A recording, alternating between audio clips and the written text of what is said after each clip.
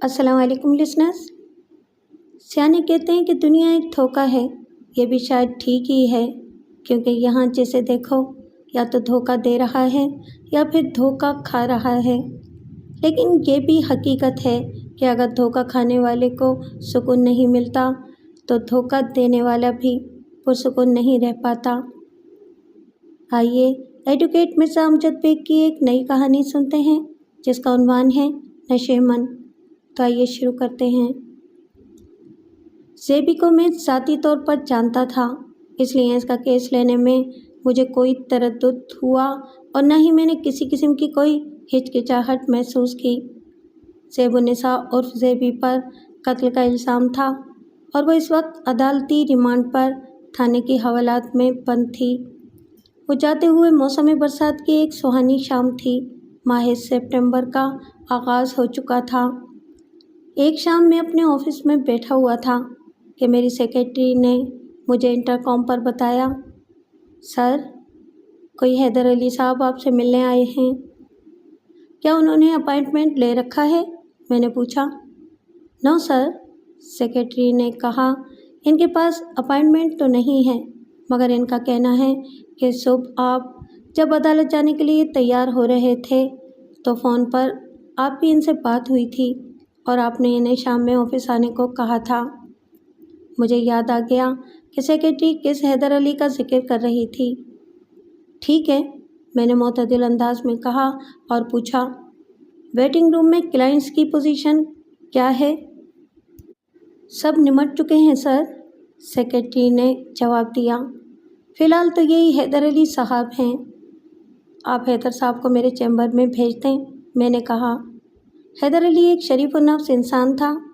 मेरी मालूमात के मुताबिक वो हाल ही में एक सरकारी महकमे से रिटायर्ड हुआ था, मगर मज़कूरा महकमे में वो बहुत ही छोटे ओहदे पर फाइज रहा था। वो इंतहाई ज़िम्मेदार, फर्शनास और काबिल एतमाद इंसान था। मुझे यकीन है कि हैदर अली ने दुनिया में रहते हुए आखिरत कमा ली थी और यही इसके कामयाब होने की दलील थी। हैदर अली ने मेरे चैम्बर में आने के बाद मुझे सलाम किया और एक कुर्सी खींचकर बैठ गया। इसका चेहरा फिक्र और अंदोह गम की आमाज का बना नज़र आता था और आंखों से वीरानी टपक रही थी।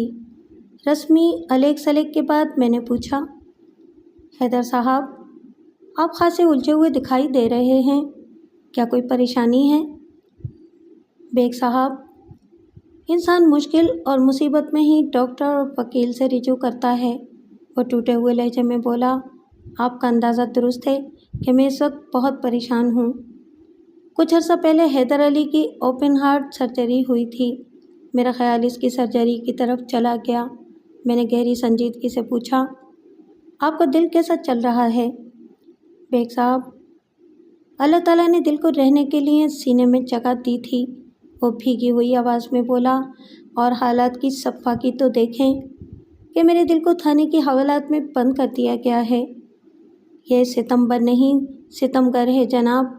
2 साल पहले भी मैं इसी महीने में एक फरियाद लेकर आपके पास आया था और आपने मेरी कानूनी मदद की थी। इस सितंबर में भी कुछ ऐसी ही सूरत हाल है। 2 साल पहले मैंने हैदर अली की अकलौती बेटी ज़ेबी को इसके ज़ानी और शराबी शोहर से बज़रिया खुला निजात दिलाई थी। इस वक्त माह सितंबर चल रहा था और इत्तेफाक से अब भी सितंबर का ही महीना था। मैंने एक फौरी ख्याल के तहत पूछ लिया, ज़ेबी तो खैरियत से है ना? अगर ज़ेबी आफियत से होती तो मैं अपने दिल के थाने की हवालात में बंद होने का जिक्र क्यों करता? वो रूहानी आवाज़ में बोला, आपको अच्छी तरह मालूम है कि मेरा दिल, दिमाग, जिगर, रूह, अलगर्ज सब कुछ ज़ेबी ही है, जिसे पुलिस ने अपनी तहवील में ले रखा है। मैंने रफ पेड और कलम संभाल लिया। फिर हैदर अली से सवाल किया, ज़ेबी को पुलिस ने किस सबब गिरफ़्तार किया है? मेरा मतलब है कि इस पर क्या इल्ज़ाम आयद किया गया है? एक अमीरज़ादे के कत्ल का इल्ज़ाम, हैदर अली ने बताया। मैं किसी भी कीमत पर ये मानने को तैयार नहीं कि मेरी ज़ेबी किसी इंसान की जान भी ले सकती है। यकीनन वो किसी गहरी साजिश का शिकार हो गई है। مجھے بھی زیبی کے قاتل ہونے کا یقین نہیں آ رہا۔ حیدر صاحب، میں نے صاف گوئی سے کام لیتے ہوئے کہا، پھر پوچھا، پولیس نے زیبی کو کب گرفتار کیا ہے؟ یہ 3 روز پہلے کا واقعہ ہے بیگ صاحب۔ اس کا مطلب یہ ہے کہ پولیس نے زیبی کو عدالت میں پیش کر کے اس کا ریمانڈ حاصل کر لیا ہوگا، اسی لیے اب وہ پی سی میں ہے۔ حیدر علی نے اس بات میں سر ہلانے پر اتفاق کیا۔ میں نے پوچھا، آپ اس واقعے کے بارے میں جو کچھ بھی جانتے ہیں وہ آپ مجھے بتائیں۔ میں ہر ممکنہ آپ کی، میرا مطلب ہے کہ زیبی کی مدد کرنے کی کوشش کروں گا۔ اس افتاد کی تفصیل تو آپ کو زیبی ہی بتا سکتی ہے بیگ صاحب، وہ بھیگی ہوئی آواز میں بولا۔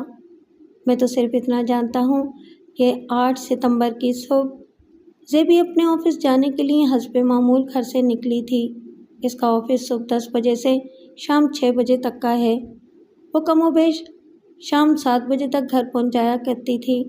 8 ستمبر کی شام میں اس کی رات دیکھ ہی رہا تھا کہ میرے گھریلو فون کی گھنٹی بج اٹھی۔ میں نے فون اٹینڈ کیا۔ ہیلو، دوسری طرف سے ایک کرخت مردانہ آواز میں پوچھا گیا، کیا آپ زیب النساء کے باپ حیدر علی بات کر رہے ہیں؟ جی، میں حیدر علی بول رہا ہوں، میں نے جواب دیا۔ آپ کون ہیں اور آپ نے میری بیٹی کا نام کیوں لیا ہے؟ سب خیریت تو ہے نا؟ سچی بات تو یہ ہے بیگ صاحب کہ زیبی کا نام سنتے ہی میرے دماغ میں خطرے کی گھنٹی بجنے لگی تھی۔ اس شخص نے خود کو سب انسپکٹر خورشید شاہ بتاتے ہوئے مجھ سے کہا، آپ کو فوراً تھانے آنا ہوگا۔ اس نے متعلقہ تھانے کا نام لینے کے بعد مزید کہا، ہم نے آپ کی بیٹی زیب النساء کو ایک وفاقی وزیر کے بیٹے کے قتل کے الزام میں گرفتار کیا ہے۔ کل صبح آپ کی بیٹی کو عدالت میں پیش کر کے اس کا ریمانڈ حاصل کر لیا جائے گا۔ زیب النساء کی درخواست پر آپ کو فون کیا گیا ہے تاکہ آپ یہاں آ کر اس سے ملاقات کر لیں۔ میرے پاس کوئی آپشن نہیں تھا، میں متعلقہ تھانے پہنچ گیا۔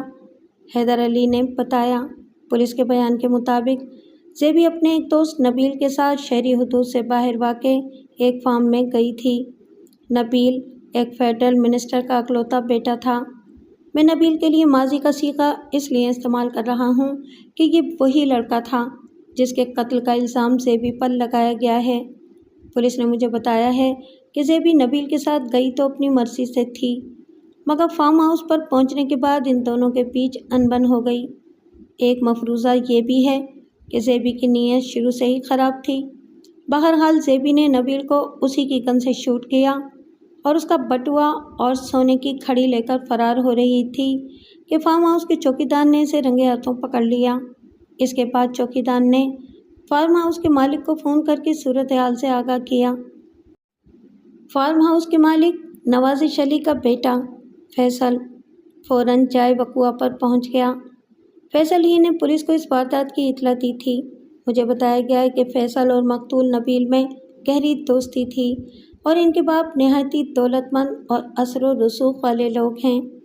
لمحاتی توقف کر کے حیدر علی نے امید بھری نظر سے مجھے دیکھا اور پوچھا، بیگ صاحب، کیا آپ بھی میری زیبی کو ایسی گھٹیا اور بدکردار عورت سمجھتے ہیں؟ آج صبح جب حیدر علی نے مجھے گھر پر فون کیا تھا تو اس نے زیبی کی بپتا کے بارے میں کچھ نہیں بتایا تھا، صرف یہی کہا تھا کہ وہ ایک ضروری کام کے سلسلے میں مجھ سے ملنا چاہتا ہے۔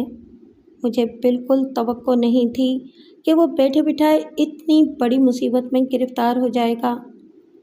ہرگز نہیں، میں نے اس کے سوال کے جواب میں کہا۔ مجھے بھی یہی لگ رہا ہے کہ زیبی کسی سازش کا شکار ہو گئی ہے۔ آپ کی زیبی سے تو بات ہوئی ہوگی، وہ اس بارے میں کیا کہتی ہے؟ اگر اسے کسی فارم ہاؤس کے اندر سے گرفتار کیا گیا ہے تو اس سے یہ تو ثابت ہو جاتا ہے کہ وہ وہاں گئی تھی۔ زیبی نے مجھ سے زیادہ کھل کر بات نہیں کی، حیدر علی نگاہ چراتے ہوئے بولا۔ اس نے صرف اتنا بتایا ہے کہ وقوع کے روز یعنی کہ 8 ستمبر دوپہر کے بعد اس کے سر میں اچانک درد ہونے لگا تھا اور اس نے آفس سے چھٹی لے کر گھر آنے کا فیصلہ کر لیا تھا۔ وہ عام طور سے بس کے ذریعے آفس جاتی اور آتی ہے، لیکن وقوع کے روز چونکہ اس کی طبیعت ٹھیک نہیں تھی اس لیے اس نے آٹو لے لیا تھا۔ اسے بس اتنا یاد ہے کہ آٹو والے نے اسے کوئی باڈی اسپرے ٹرائی کرنے کو کہا تھا۔ ड्राइवर का कहना था कि वो रिक्शा चलाने के अलावा चंद कॉस्मेटिक्स वगैरह भी फ़रोख्त करता है, जो वो अपने ग्राहकों को मार्केट रेट से काफ़ी कम पैसों में दे देता है। इस तरह इसकी इजाफी आमदनी हो जाती है। सेबी ऑटो वाले की बातों में आ गई। इसे इस मेहनतकश रिक्शा ड्राइवर पर तरस आ गया था। इसने ऑटो वाले से एक बॉडी स्प्रे लेकर ट्राई किया तो इसकी खुशबू से सेबी को चक्कर सा आ गया। इसके सर में पहले ही दर्द हो रहा था। इसे बस इतना याद है कि वो इस स्प्रे को सूंघने के बाद अपने होशो-हवास में नहीं रही थी। लम्हाती तवक्कुफ़ करके हैदर अली ने एक बोझल सांस खारिज की और फिर कहा, सेबी के बयान के मुताबिक जब उसे होश आया तो वो किसी आलीशान घर के बेडरूम में थी। इस कमरे में और कोई मौजूद नहीं था। ताहम बराबर वाले कमरे से दो अफराद की बातें करने की आवाज़ें आ रही थीं। सेबी ने इन आवाज़ों पर ध्यान लगाया तो इसे पता चला कि वो दोनों आपस में झगड़ा कर रहे थे और वह नशे में भी लग रहे थे। फैसल, इस लड़की को मैं लेकर आया हूँ, एक ने दूसरे से कहा। पहले मैं इसके पास जाऊँगा, तुम्हारा नंबर बाद में आएगा। नबील, मैं तुमसे उम्र में बड़ा हूँ, इसलिए पहला हक मेरा है। इन दोनों की बहस व तकरार से सेबी को इनके नाम मालूम हो गए थे। सेबी की याददाश्त के मुताबिक इसे ऑटो वाले ने अगवा किया था। इस हिसाब से नबील वही ऑटो वाला होना चाहिए था। ये सेबी का इब्तिदाई अंदाज़ा था जो बाद अज़ां गलत साबित हुआ था। नबील दरअसल एक वफाकी वज़ीर का बिगड़ा हुआ अकलौता बेटा था और वो ऑटो वाला धोखेबाज शख्स नबील के लिए काम करता था। तुम मुझसे 2-3 साल बड़े ज़रूर हो फैसल, नबील ने शाकी लहजे में कहा, लेकिन मैं अच्छी तरह समझ रहा हूँ ये उम्रों के फ़र्क का मामला नहीं है। तो फिर ये कौन सा मामला है? फैसल ने तंज़िया लहजे में पूछा। ये फार्म हाउस तुम्हारे बाप की मिल्कियत है और तुम हमेशा इस बात का एडवांटेज लेते हो। मुझे अक्सर तुम्हारे झूठे पर गुजारा करना पड़ता है, लेकिन आज ऐसा हरगिज़ नहीं होगा। पहले मैं इस लड़की के पास जाऊंगा। बकवास बंद करो नबील, फैसल ने जारिहाना अंदाज में कहा। मेरा इस लड़की पर दिल आ गया है। बस अब वही होगा जो मैं चाह रहा हूँ, समझ गए ना? भाड़ में गया तुम्हारा दिल और तुम्हारे बाप का ये फार्म हाउस, नबील ने तुर्की बतुर्की जवाब दिया। मेरे पास जगहों की कमी नहीं है। मैं इस लड़की को अपने साथ लेकर कहीं और जा रहा हूँ। तुम कहीं नहीं जाओगे, फैसल ने धमकी आमेज़ अंदाज में कहा। नबील उखड़े हुए लहजे में बोला, तुम कौन होते हो मुझे रोकने वाले? बताऊं मैं कौन होता हूँ? फैसल ने खौफनाक अंदाज में कहा। मैं तुमसे या तुम्हारे बाप से डरता नहीं, नबील ने बेपरवाही से कहा। मैं लड़की को लेकर जा रहा हूँ, तुम जो भी कर सकते हो करके दिखाओ। ये सारी मालूमात में मकालमात की सूरत में जिस तरह पेश कर रहा हूँ, हैदर अली ने मुझे इतनी वजाहत से नहीं बताया था। इसने तो महज सेबी के बयान को किसी रिपोर्ट के अंदाज में मुझ तक पहुँचाया था। फिर जब बाद अज़ां मेरी सेबी से तफसीली मुलाकात हुई तो बहुत सारी बातें मुझे उससे पता चली थीं। बाहर कैफ हैदर अली ने मुझे बताया कि नबील के इस चैलेंज के बाद सेबी ने गोली चलने की आवाज़ सुनी थी। सेबी को बिल्कुल अंदाज़ा नहीं था कि नबील और फैसल में दोनों में से किसने किस पर गोली चलाई थी। हैदर अली ने वजाहत को तमाम करते हुए बताया। सेबी के मुताबिक फायरिंग की आवाज़ सुनते ही वो इस बेडरूम से निकलकर बाहर की तरफ भागी थी। इसने पलटकर ये देखने की ज़रूरत महसूस नहीं की कि बराबर वाले कमरे में फैसल और नबील नामी जो दो अफराद इसकी ज़ात को लेकर आपस में झगड़ा कर रहे थे, इनमें से कौन जान की बाजी हार गया था और कौन जिंदा बचा था। वो दौड़ते हुए जब फार्म हाउस के बैरूनी हिस्से में पहुंची तो उसने अपने अकब में फैसल की आवाज़ सुनी, गुलजमान, इस लड़की को पकड़ो, ये नबील को कत्ल करने के बाद यहाँ से फरार हो रही है। गुलजमान इस फार्म हाउस का सिक्योरिटी गार्ड और चौकीदार था। इसने सेबी को दबोच लिया। बाद में इन लोगों ने कहानी उलट दी। पुलिस को यही बताया गया है कि सेबी नबील के साथ वक्त गुजारने इस फार्म हाउस पर गई थी। इनमें लड़ाई हो गई। सेबी ने फायरिंग करके नबील को हलाक कर दिया। वो नबील का नोटों से भरा हुआ बटवा और सोने की घड़ी लेकर वहाँ से फरार हो रही थी कि चौकीदार ने इसे पकड़ लिया। اس کے بعد فارم ہاؤس پر کیا حالات پیش آئے وہ میں شروع میں ہی آپ کو بتا چکا ہوں۔ لمحاتی توقف کر کے حیدر علی نے بے بسی سے مجھے دیکھا اور ان الفاظ کے ساتھ اپنی بات مکمل کر دی۔ بیگ صاحب، میں اس سے زیادہ اور کچھ نہیں جانتا۔ مزید معلومات کے لیے آپ کو سیبی سے ملاقات کرنا ہوگی۔ ٹھیک ہے، میں نے تسلی آمیز لہجے میں کہا۔ آج تو ممکن نہیں، میں کل کسی بھی وقت سیبی سے ملاقات کرنے ضرور جاؤں گا۔ آپ کو فکر مند ہونے کی ضرورت نہیں حیدر صاحب، میں اس معاملے کو دیکھ لوں گا۔ تو میں سمجھ لوں آپ نے زیبی کے کیس کو اپنے ہاتھ میں لے لیا ہے؟ اس نے سوالیہ نظر سے مجھے دیکھا۔ معاملے کو دیکھ لوں گا کا مطلب یہی ہے حیدر صاحب، میں نے اس کے چہرے پر نگاہ جما کر کہا۔ ہاں، البتہ اس سلسلے میں مجھے آپ کے تعاون کی بھی ضرورت پیش آئے گی۔ آپ حکم کریں بیگ صاحب، میں ہر قسم کے تعاون کے لیے تیار ہوں، وہ اضطراری لہجے میں بولا۔ میں چاہتا ہوں سیبی جلد از جلد اس جھمیلے سے نکل آئے۔ آپ یقین جانیں بہت بدنامی ہو رہی ہے۔ میں جدھر سے گزرتا ہوں لوگ عجیب سی نظروں سے دیکھتے ہیں، بعض تو دبے الفاظ میں بہت کچھ کہہ بھی جاتے ہیں۔ اگرچہ میں ان کے تبصرے سن نہیں پاتا، لیکن مجھے معلوم ہے وہ زیبی کے کردار پر کیچڑ ہی اچھال رہے ہوتے ہیں۔ آپ اپنے دعوے کو اپنے عمل سے ثابت کریں اور لوگوں کی آنکھوں میں آنکھیں ڈال کر ان کی بدگوئی کو ایک کان سے سن کر دوسرے کان سے نکال دیا کریں۔ وہ آپ دیدہ ہو گیا۔ کاش ہماری عدالت میں آپ جیسے مخلص اور ایماندار وکلا کی تعداد میں خاطر خواہ اضافہ ہو جائے۔ آمین، میں نے حیدر علی کی نیک خواہشات کا جواب دیتے ہوئے کہا، پھر سمجھانے والے انداز میں اضافہ کر دیا۔ آپ نے مجھے 2 ایسے بندے دینا ہیں جن پر آپ کو مکمل بھروسہ ہو کہ وہ آپ کے ساتھ دھوکہ نہیں کریں گے۔ ان میں سے پیشے کے اعتبار سے ایک مالی اور دوسرا رکشہ ڈرائیور ہونا چاہیے۔ میں آپ کے مطلوبہ بندوں کا بندوبست کر دوں گا، اس نے پر اعتماد لہجے میں کہا۔ سراج الدین مالی تو میری گلی ہی میں رہتا ہے اور آج کل وہ بے روزگار بھی ہے۔ یہ تو اور بھی اچھی بات ہے، میں نے بے ساختہ کہا۔ حیدر علی نے پوچھا، آپ ان 2 بندوں کا کیا کریں گے؟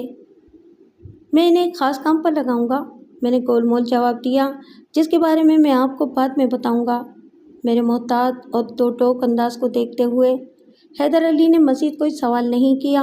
اس نے میرا شکریہ ادا کیا اور مجھے سلام کرنے کے بعد وہ میرے دفتر سے رخصت ہو گیا۔ حیدر علی مجھ سے ملنے 11 ستمبر کی شام آیا تھا۔ اس روز عدالت میں میری مصروفیات نہ ہونے کے برابر تھیں، اس لیے میں خلاف معمول جلدی آفس چلا گیا تھا۔ اس زمانے میں 11 ستمبر کی چھٹی ہوا کرتی تھی۔ باہر کیب آئندہ روز جب میں عدالتی معاملات سے فارغ ہوا تو لنچ کرنے کے بعد میں سیبی سے ملنے سیدھا متعلقہ تھانے پہنچ گیا تھا۔ جیسا کہ میں نے بتایا، لگ بھگ 2 سال پہلے سیبی کے خلا کا کیس بھی میں نے ہی ڈیل کیا تھا۔ اس کا شوہر شاکر ایک عادی زانی اور شرابی شخص تھا۔ اس کے علاوہ بھی شاکر کے اندر کئی ایک دیگر معاشرتی برائیاں پائی جاتی تھیں۔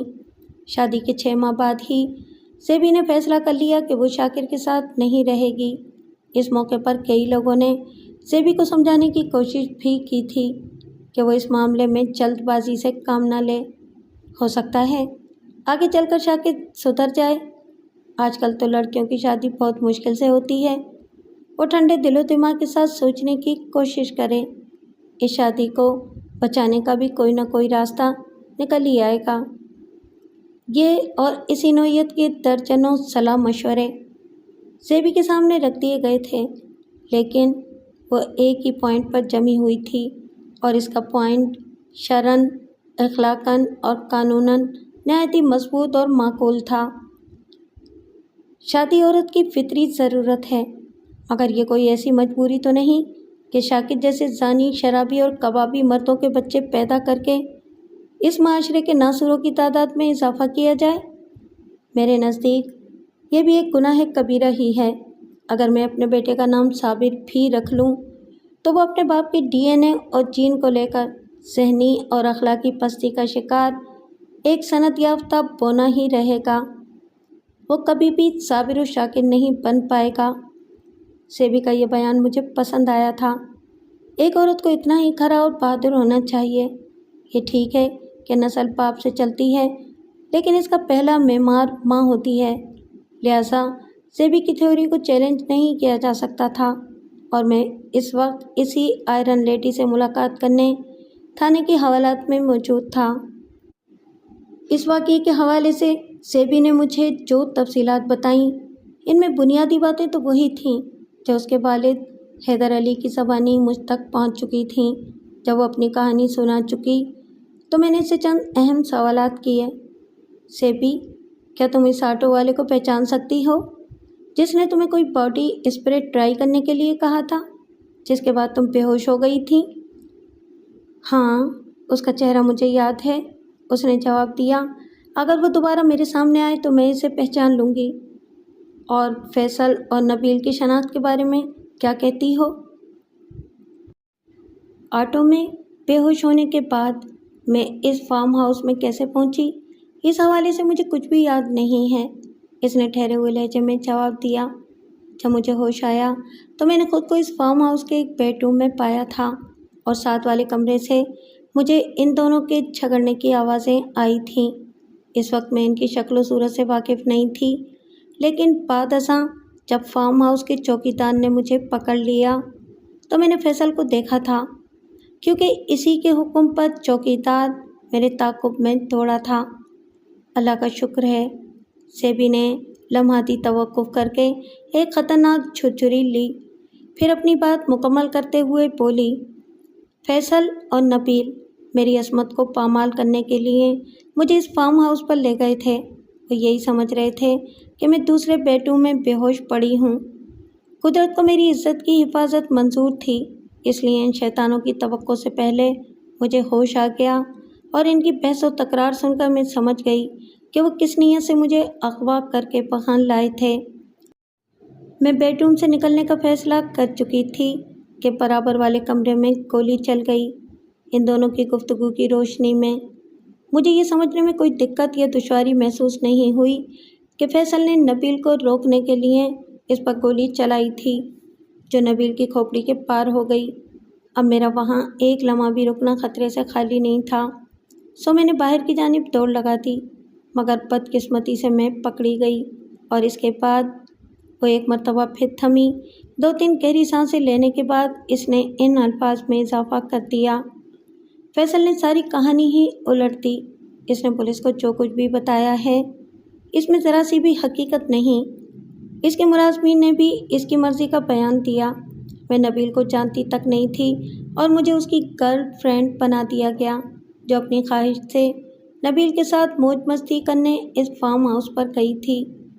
دولت مند لوگ پیسہ خرچ کر کے سیاہ کو سفید اور سفید کو سیاہ کس طرح بنا دیتے ہیں، اس کا صحیح معنوں میں مجھے پہلی بار اندازہ ہوا ہے بیگ صاحب۔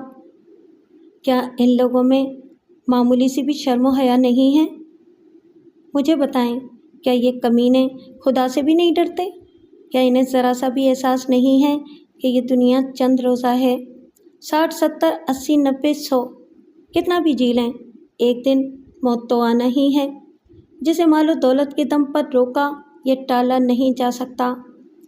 سیبی جذبات میں بہہ کر کچھ زیادہ ہی بول گئی تھی، اور میں نے بھی اسے روکنے یا ٹوکنے کی کوشش نہیں کی تھی۔ میں چاہتا تھا کہ اس کے دماغ کا بخار اور دل کا غبار اچھے سے دھل جائے۔ جب وہ اپنی کہہ کر شانت ہو گئی تو میں نے معتدل اور سمجھانے والے انداز میں کہا، دیکھو زیبی، دولت مند ہونا کوئی معیوب یا بری بات نہیں ہے۔ ہاں، البتہ اپنے اختیارات کا غلط استعمال کرنا کسی بھی طور پر جائز یا مستحسن عمل نہیں ہے۔ دولت، اختیار اور اقتدار کے نشے میں جو لوگ ایسا کرتے ہیں وہ قابل مذمت ہیں، اور یہی وہ فرعون صفت انسان ہیں جو اللہ سے نہیں ڈرتے۔ تم بھی عاقبت ناندیش دولت مند پاپوں کی، بگڑی ہوئی عیاش اولادوں کی سازش کا شکار ہوئی ہو، لیکن مقام شکر ہے کہ ان کے غلیظ عزائم کی تکمیل سے پہلے ہی تمہارے حق میں 2 اہم واقعات رونما ہو گئے۔ لمحاتی توقف کر کے میں نے ایک آسودہ سانس لی اور پھر کہا، نمبر 1، तुम्हें इनके मुजरिमाना हमले से पहले ही होश आ गया, और नंबर 2, तुम्हारी तरफ रुख करने से पहले इनके बीच फट्टा हो गया, जिसमें एक शैतान के हाथों दूसरा शैतान मारा गया। आप बिल्कुल ठीक कह रहे हैं बेग साहब, वो तायती अंदाज में गर्दन हिलाते हुए बोली। मैं तो इसे इमदाद गैबी ही कहूँगी, मगर सवाल ये है कि आगे क्या होगा। इन लोगों ने तो पुलिस और दीगर मुतल्लिका अफराद के मुँह नोटों से भरकर मुझ पर बड़ा संगीन मुकदमा बना दिया है। क्या मैं इस भंवर से कभी बाहर भी आ सकूंगी? ज़ेबी की उम्र 28 साल थी। वो दिलकश नकुश की मालिक, एक जाज़िब नज़र और पुरकशिश लड़की थी। शाकिर से इसकी शादी सिर्फ 6 माह चल सकी थी। शाकिर की बदकिस्मती और ज़ेबी की खुशनसीबी कि इनका अज़दवाजी बंधन कच्चे धागे से भी ज़्यादा नापायदार और कमज़ोर साबित हुआ था। थोड़ी देर पहले तुमने खुद इस हकीकत का एतराफ़ किया है कि फैसल और नबील के मकरू मंसूबे की नाकामी के पीछे कुदरत का हाथ था। मैंने इसकी खौफज़दा आंखों में झांकते हुए ठोस अंदाज में कहा, अगर इमदाद गैबी ने तुम्हें बर्बाद होने से बचा लिया है तो वही नादीदा ताकत तुम्हें इस मुकदमे से भी बाहर निकालेगी। बस तुम इस बात पर यकीन रखो कि तुमने नबील को मौत के घाट नहीं उतारा। कत्ल की इस वारदात में तुम्हारा कोई हाथ नहीं है। क्या तुम इतना भी नहीं कर सकती हो? क्यों नहीं बेग साहब, वो जल्दी से बोली। यही तो हकीकत है कि मैं बेकसूर हूँ। बस तो फिर समझ लो कि मैं गुनाहगारों और मुजरिमों की वकालत नहीं करता। मैंने ठहरे हुए लहजे में कहा, मैंने तुम्हारे केस में हाथ डाला है तो तुम्हें बेगुनाह साबित करके बाइज्जत बरी भी कराऊंगा। इसके चेहरे पर इत्मीनान झलकने लगा। मैंने वकालतनामे, दरख्वास्त ज़मानत और दीगर चंद अहम कागजात पर ज़ेबी के दस्तखत लिए। इसे पुलिस की कस्टडी में खुद को महफूज रखने के गुर बताए और तसल्ली तशफ़ी के बाद इस वादे के साथ रुखसत हो गया। 15 सितंबर की सुबह अदालत में मुलाकात होगी। ज़ेबी ने बीकॉम कर रखा था और वो आई चुंदरीगढ़ रोड पर वाक़े एक फर्म के अकाउंट्स डिपार्टमेंट में काम करती थी। इस वाक़ये से पहले ज़ेबी की ज़िंदगी में सिर्फ एक ही अपसेट था, यानी शाकिर। शाकिर जैसे बदगुमान शख्स से शादी, और वो इस नाखुशगवार वाक़ये को भूलकर अपनी ज़िंदगी में मगन हो गई थी। सब कुछ ठीक ठाक चल रहा था कि जमी जमाई ज़िंदगी ने अचानक एक तकलीफ़देह और अज़ियतनाक करवट ले ली थी। रिमांड की मुद्दत पूरी होने के बाद पुलिस ने इस मुकदमे का चालान अदालत में पेश कर दिया।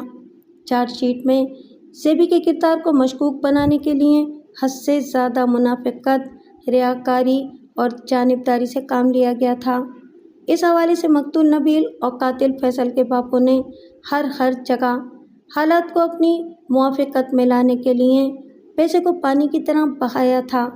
मज़े की बात यह है कि ज़ेबी के तवस्सुत से मैं ये जान चुका था कि नबील पर गोली फैसल ने चलाई थी, लेकिन फैसल के सनतकार बिजनेसमैन बाप नवाज़िश अली ने अपने बेटे को बचाने के लिए ऐसा जाल फैलाया था कि नबील का बाप, वो फेडरल मिनिस्टर, भी यही समझ रहा था कि इसके बेटे की कातिल मेरी मौक्किला और इस केस की मुल्ज़िमा ज़ेबुन्निसा उर्फ ज़ेबी ही है। वफाकी वज़ीर जैसे खाक सियासतदान को एक गुर के बारादीदा, सर्दो गर्म चुशीदा सनतकार नवाज़िश अली ने बड़ी महारत और ख़ूबसूरती से अपने शीशे में उतार लिया था। कातिल का बाप वाक़ियतन एक बात तदबीर शख्स था। अब देखना यह था कि डिफेंस के सामने इसकी तदाबीर कहाँ तक असर दिखाती हैं। नबील को फैसल ने गोली मारी थी या किसी XYZ ने, ये साबित करना मेरा मसला नहीं था। मुझे तो अदालत के सामने अपनी मौक्किला ज़ेबी को बेगुनाह साबित करते हुए इस अमर के ठोस सबूत और दलाइल पेश करना थे कि नबील की मौत से मुल्ज़िमा ज़ेबी का कोई ताल्लुक़ वास्ता नहीं है। अदालती कार्रवाई का आगाज़ होने से पहले मैंने अपना वकालतनामा और ज़ेबी की दरख्वास्त ज़मानत दायर कर दी थी, लेकिन आपको ये बताते हुए मुझे कोई बाक महसूस नहीं हो रहा कि अदालत ने ज़ेबी की ज़मानत की दरख्वास्त को रद्द करते हुए मुल्ज़िमा को जुडिशल रिमांड पर जेल भेज दिया था। मैं पहले भी कई बार अर्ज़ कर चुका हूँ कि कत्ल के मुल्ज़िम की ज़मानत बहुत मुश्किल होती है। میں عدالت سے باہر نکلا تو زیبی کا باپ حیدر علی میرے ساتھ تھا۔ اس کے چہرے اور آنکھوں سے غمناک مایوسی جھلک رہی تھی۔ میں نے اسے قتل کے ملزم کی ضمانت کے حوالے سے قانونی پیچیدگیوں کے بارے میں بالتفصیل آگاہ کرنے کے بعد اپنائیت بھرے لہجے میں استفسار کیا۔ حیدر صاحب، کیا آپ کو معلوم ہے کہ مایوسی اللہ کے نزدیک سب سے ناپسندیدہ شے ہے؟ حیدر علی نے ایک لمحہ سوچا تو میں نے اس کی آنکھوں میں ندامت کی چمک دیکھی۔ اگلے ہی لمحے اس نے کہا، بیگ صاحب، میں آپ کی بات کو سمجھ گیا ہوں۔ مایوسی بڑا سنگین گناہ صغیرہ ہے۔ انسان کو کسی بھی حال میں اللہ کی رحمت سے مایوس نہیں ہونا چاہیے۔ آئی ایم سوری بیگ صاحب۔ کوئی بات نہیں حیدر صاحب، میں نے معتدل انداز میں کہا اور پوچھا، میں نے آپ کے ذمے جو کام لگایا تھا اس کا کیا ہوا؟ میں نے مالی سراج الدین اور رکشہ ڈرائیور قدیر خان سے بات کر لی ہے، اس نے بتایا۔ میں آج انہیں اپنے ساتھ لے کر آپ کے آفس آؤں گا۔ وہ دونوں میرے لیے قابل بھروسہ ہیں۔ آپ ان کے ذمے جو بھی کام لگائیں گے وہ اسے پوری دیانتداری سے انجام دیں گے۔ ویری گڈ، میں نے ستائشی نظر سے اس کی طرف دیکھا۔ بیگ صاحب، سیبی کے بغیر گھر بہت سونا سونا ہو گیا ہے، وہ جگر پاش لہجے میں بولا۔ آپ تو جانتے ہی ہیں کہ وہ میری توجہ اور محبت کا مرکز و محور تھی، اور اب تو پتہ نہیں وہ کب دوبارہ گھر میں قدم رکھے گی۔ حیدر علی کے سینے میں ایک باپ کا دل تھا، اور کوئی باپ اپنی بیٹی سے کتنی محبت کرتا ہے یا کتنی محبت کر سکتا ہے، اس سائنس کو الفاظ میں بیان کرنا ممکن نہیں۔ حیدر صاحب، آپ عمر و تجربے میں مجھ سے بہت زیادہ سینئر ہیں، لیکن آج میں آپ کو پتے کی ایک بات بتا رہا ہوں، میں نے ٹھہرے ہوئے انداز میں کہا۔ تو وہ چونک کر الجھن زدہ نظر سے مجھے تکنے لگا۔ میں نے گہری سنجیدگی سے اپنی بات کو آگے بڑھا دیا۔ اللہ ہمارا خالق و مالک، رازق اور معبود ہے۔ سنا ہے کہ وہ 70 ماؤں سے زیادہ اپنے بندے سے محبت کرتا ہے۔ اس ذات پاک کی اس بے بہا محبت کا تقاضا ہے کہ انسان بھی اپنے رب کو اس کائنات کی ہر چیز سے زیادہ چاہے، لیکن جب ہم اپنی کسی عزیز ہستی کو مرکز نگاہ اور محور محبت مان کر اس کی چاہت میں اندھے ہو جاتے ہیں تو ہمارا پروردگار ہمیں جھنجھوڑنے کے لیے اس عزیز ہستی کو ہم سے دور کر دیتا ہے۔ یہ جدائی عارضی بھی ہو سکتی ہے اور دائمی بھی۔ آپ اللہ کا شکر ادا کریں کہ زیبی چند ماہ کے لیے آپ سے دور ہوئی ہے۔ اس کی آنکھیں چھلک پڑی۔ بیگ صاحب، آپ نے میری آنکھیں کھول دی ہیں، وہ بھرائی ہوئی آواز میں بولا۔ آپ کا بہت بہت شکریہ، اور اب مجھے اجازت دیں۔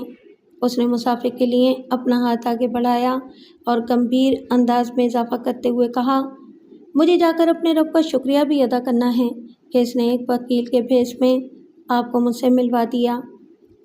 میں نے حیدر علی کو روکا نہیں، اور سچی بات تو یہ ہے کہ وہ میرے روکنے سے رکنے والا بھی نہیں تھا۔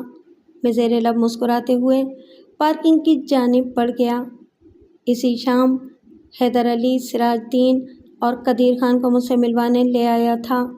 میں نے ضروری ہدایات دینے کے بعد ان دونوں بندوں کو کام سے لگا دیا تھا۔ آگے بڑھنے سے پہلے پوسٹ مارٹم رپورٹ کا کچھ ذکر ہو جائے۔ مذکورہ رپورٹ کے مطابق مقتول نبیل کی موت 8 سپتمبر کی صبح 5 اور 6 بجے کے درمیان واقع ہوئی تھی، اور اس کی موت کا سبب 0.38 کیلیبر کی وہ گولی تھی جو انتہائی نزدیک سے اس پر چلائی گئی تھی۔ پوائنٹ بلینک رینج سے چلائی جانے والی مذکورہ گولی مقتول کی پیشانی میں گھس کر اس کی کھوپڑی کے عقبی حصے سے باہر نکل گئی تھی، جس کے سبب فی الفور اس کی موت واقع ہو گئی تھی۔ اتنی کلوز رینج سے چلائی جانے والی گولی اگر سر کے آر پار ہو جائے تو انسان کا زندہ بچ جانا ایک معجزہ ہی ہوگا، اور نبیل کے معاملے میں کوئی معجزہ رونما نہیں ہوا تھا، اور وہ ایک سانس لیے بغیر موت کے منہ میں چلا گیا تھا۔ اسی رپورٹ میں ایک خاص الخاص نقطہ یہ بھی تھا کہ مقتول کی کھوپڑی کے اندر بلٹ نے اپنا زاویہ ذرا سا بھی تبدیل نہیں کیا تھا، یعنی وہ جس اینگل سے مقتول کی پیشانی میں گھسی تھی اسی اینگل پر وہ اس کی کھوپڑی کے عقبی حصے سے باہر نکلی تھی۔ اس کا مطلب یہ تھا کہ کوہلی نے مقتول کی کھوپڑی کے اندر 180 ڈگری پر سفر کیا تھا۔ میڈیکل رپورٹ کے ساتھ ہی کیمیکل ایگزامنر کی رپورٹ بھی منسلک تھی، جس کے مطابق مقتول کے معدے سے حاصل کیے جانے والے مواد کے اندر الکوہل پائی گئی تھی، جس سے یہ واضح ہو جاتا تھا کہ موت سے پہلے اس نے شراب کا نشہ کر رکھا تھا۔ میں نے ان تمام پوائنٹس کو اپنے ذہن میں محفوظ کر لیا۔ اگلی پیشی میں اچھا خاصا وقت تھا، لہٰذا میں کیس کی باقاعدہ سماعت کے لیے اپنی تیاری میں لگ گیا۔ اس جاب کا ایک حصہ سراج الدین اور قدیر خان سے رابطے میں رہ کر ان کی کارکردگی کا جائزہ لینا بھی تھا۔ حیدر علی کے دیے ہوئے یہ دونوں بندے بڑے کام کے ثابت ہوئے تھے۔ عدالت کی باقاعدہ کارروائی تک پہنچنے کے لیے 2 ماہ لگ گئے۔ عدالتی کارروائی کا آغاز ہوا۔ جج نے چارج شیٹ کی روشنی میں فرد جرم پڑھ کر سنائی۔ ملزمہ نے صحت جرم سے صاف انکار کر دیا۔ اس کے بعد ملزمہ زیبی کا بیان حلفی ریکارڈ کیا گیا۔ میری موکلہ اور اس کیس کی ملزمہ زیب النساء عرف زیبی نے بڑا نپا تلا بیان دیا۔ اس حوالے سے میں نے اسے خاص ہدایات دے رکھی تھیں، اور یہ دیکھ کر مجھے خوشی ہوئی کہ زیبی نے میرے بتائے ہوئے پوائنٹس کو ذہن میں رکھتے ہوئے اپنا مختصر سا بیان ریکارڈ کرایا تھا۔ پراسیکیوشن، جج نے وکیل استغاثہ کی طرف دیکھتے ہوئے بآواز بلند کہا۔ جج کی پکار پر وکیل استغاثہ ایکیوز باکس والے کٹہرے کے قریب پہنچ گیا۔ نبیل کے سیاستدان باپ نے اپنے تعلقات کا استعمال کر کے بھاری فیس پر ایک تگڑا وکیل ارینج کیا تھا۔ وکیل استغاثہ کا شمار کراچی کے مہنگے ترین وکلاء میں ہوتا تھا۔ تم مقتول کو کب سے جانتی تھیں؟ وکیل استغاثہ نے ملزم سے سوال کیا۔ میرا مقتول سے کبھی کوئی تعلق واسطہ نہیں رہا، ملزمہ نے بڑے اعتماد سے جواب دیا۔ وقوعہ کے روز جب مجھے اغوا کر کے اس فارم ہاؤس میں پہنچایا گیا تو ہوش میں آنے کے بعد میں نے برابر والے کمرے میں 2 افراد کے باتیں کرنے کی آوازیں سنی تھیں۔ تبھی مجھے معلوم ہوا کہ مقتول اور اس کا دوست فیصل میری عزت سے کھیلنے کے لیے مجھے اس فارم ہاؤس میں لے کر گئے تھے۔ ان دونوں میں پہلے میں پر جھگڑا ہو گیا تھا اور وہ ایک دوسرے کو نام سے پکار کر بحث کر رہے تھے۔ جبھی مجھے پتہ چلا کہ ان میں سے ایک نبیل اور دوسرا فیصل تھا۔ تم نے مذکورہ فارم ہاؤس کے مالک کے بیٹے فیصل پر الزام بھی لگایا ہے کہ اس نے نبیل کو قتل کیا ہے، وکیل استغاثہ نے اپنی جرح کو آگے بڑھاتے ہوئے کہا، جبکہ حقیقت یہ ہے کہ فیصل جائے وقوعہ پر موجود ہی نہیں تھا۔ میں نے کسی پر الزام عائد نہیں کیا، ملزمہ نے بے خوف لہجے میں جواب دیا۔ میں نے جو سنا وہی بیان کیا ہے۔ فیصل اور نبیل کے جھگڑے کے دوران میں ایک مرحلہ ایسا بھی آیا جب نبیل نے فیصل کو چیلنج کر دیا تھا۔ اس کے بعد ہی میں نے فائر کی آواز سنی تھی۔ وہ لمحے بھر کے لیے رکی اور پھر ایک گہری سانس لینے کے بعد وکیل استغاثہ سے سوال کیا۔ وکیل صاحب، میں اکاؤنٹس اور اکنامکس کی دنیا سے تعلق رکھتی ہوں، آپ میرے حساب کتاب پر انگلی نہیں اٹھا سکتے۔ اگر میری جگہ کوئی ان پڑھ جاہل گنوار بھی ہوتا تو 2 افراد کی لڑائی میں گولی چلنے کے بعد وہ بڑے اعتماد کے ساتھ بتا سکتا تھا کہ جس کی موت واقع ہوئی وہ مقتول اور جو زندہ بچ گیا وہ قاتل ہے۔ کیا مجھے بتا سکتے ہیں کہ 8 سپٹمبر کی سہ پہر نوازش علی نامی ایک معروف صنعت کار کے فارم ہاؤس پر فیصل اور نبیل میں سے کون زندہ بچا تھا؟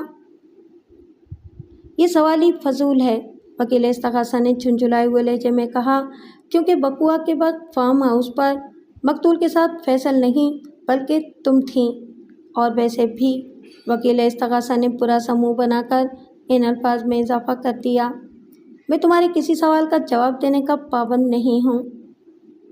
ساری پابندیاں تو کٹہرے کے اندر کھڑے افراد پر عائد ہوتی ہیں وکیل صاحب، زیبی نے اپنی فطری بہادری کا مظاہرہ کرتے ہوئے معنی خیز لہجے میں کہا، آپ تو کٹہرے کے باہر ہیں۔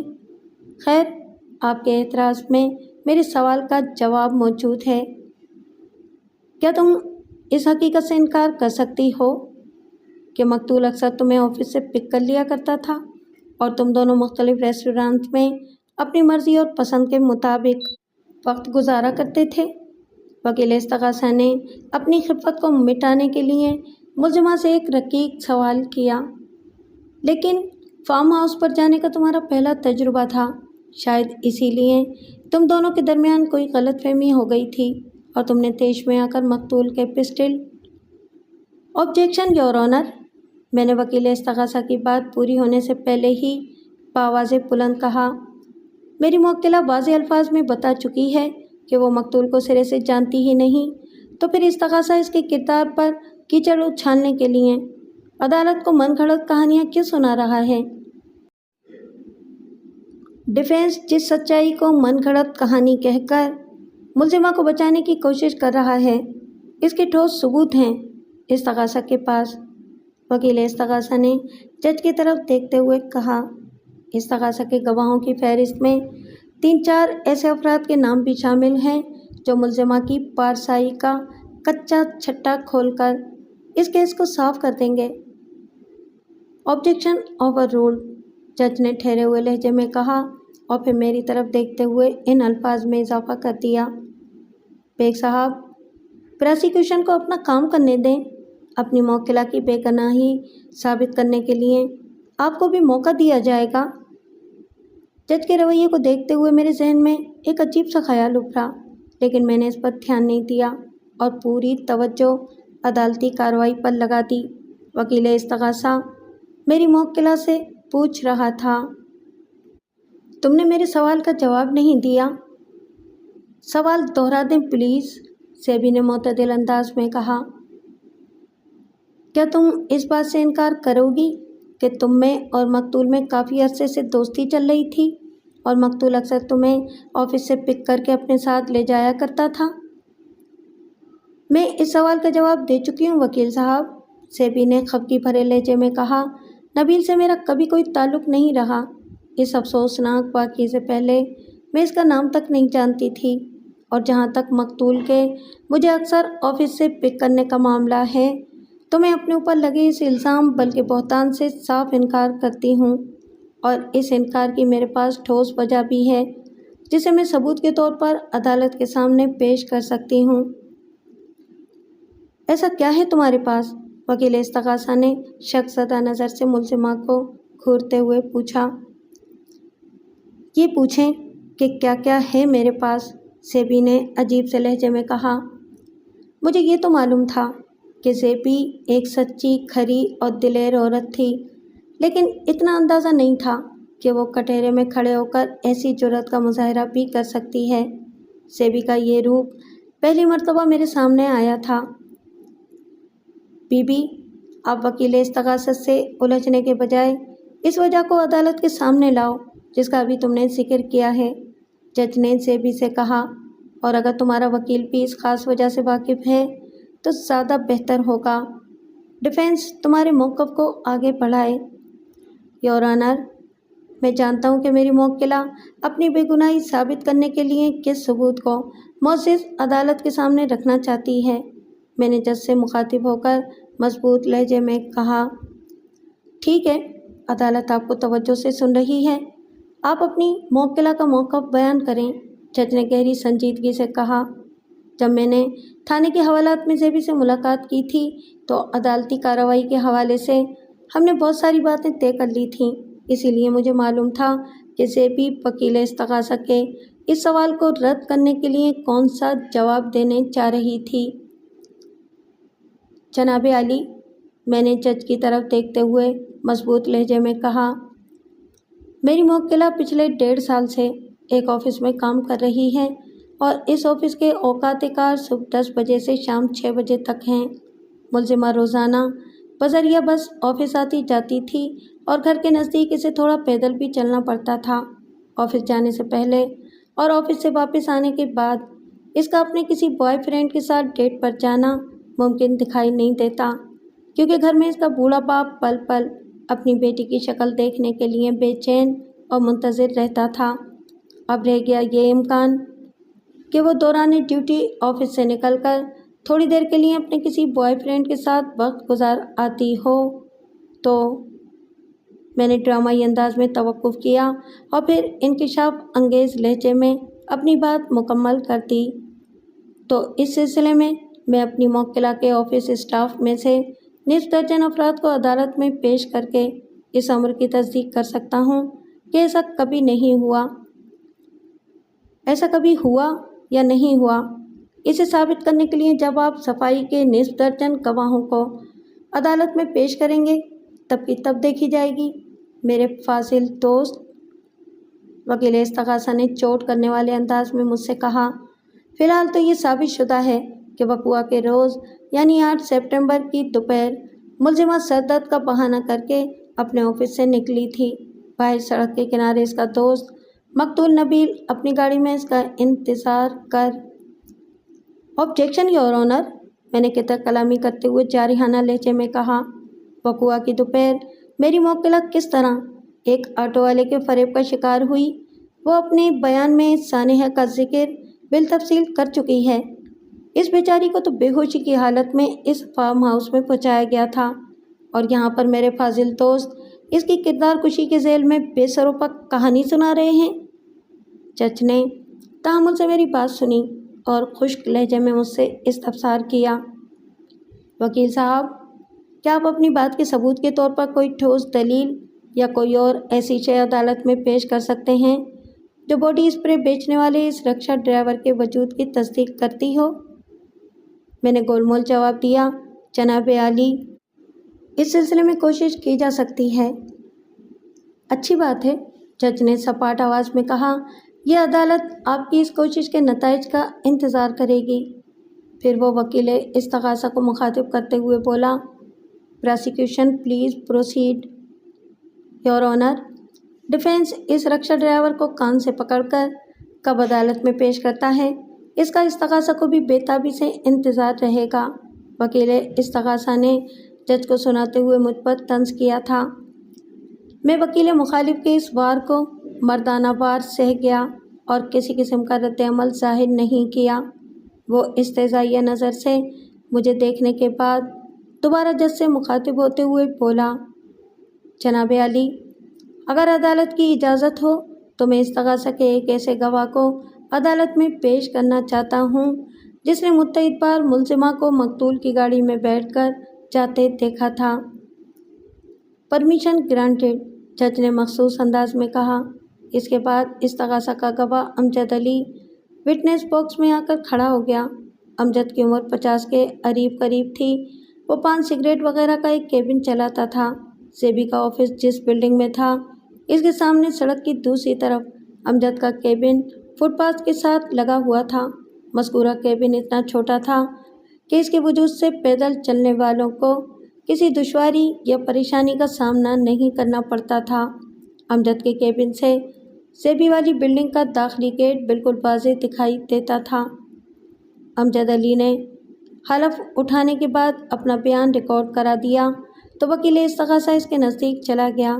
وہ گھما پھرا کر اپنے سوالات اور گواہ کے جوابات سے عدالت کو یہ باور کرانے کی کوشش کرتا رہا کہ امجد علی نے ملزمہ کو مقتول کی گاڑی میں بیٹھ کر جاتے ہوئے کئی بار دیکھا تھا۔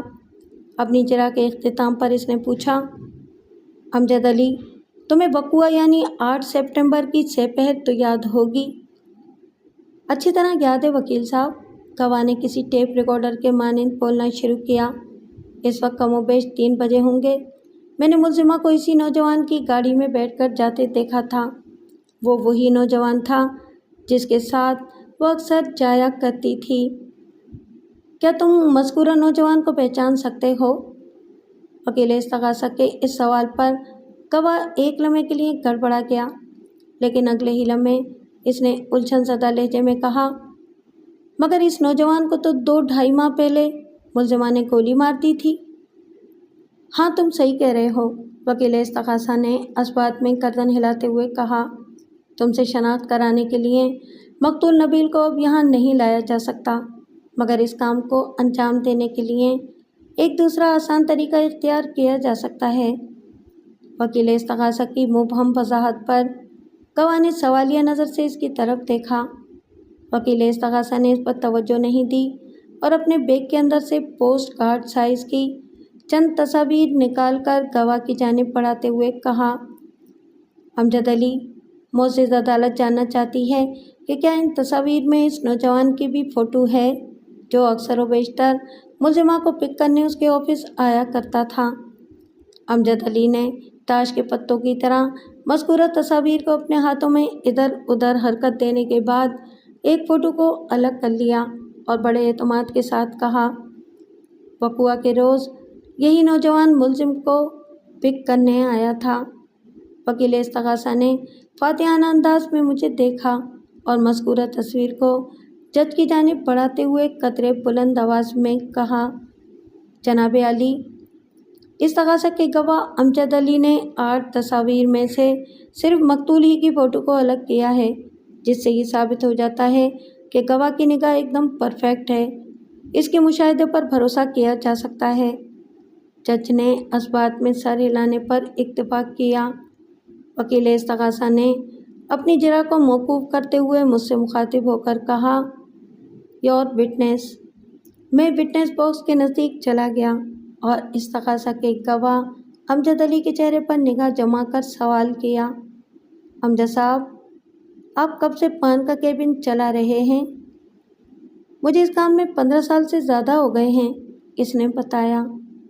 आप पान और सिगरेट के अलावा और क्या क्या फ़रोख्त करते हैं? सौंफ, सुपारी और टाफ़ियाँ वग़ैरह, गुटखा, मावा, पान पराग और नन्ही मुन्नी पुड़ियाँ, इनके बारे में क्या कहते हो?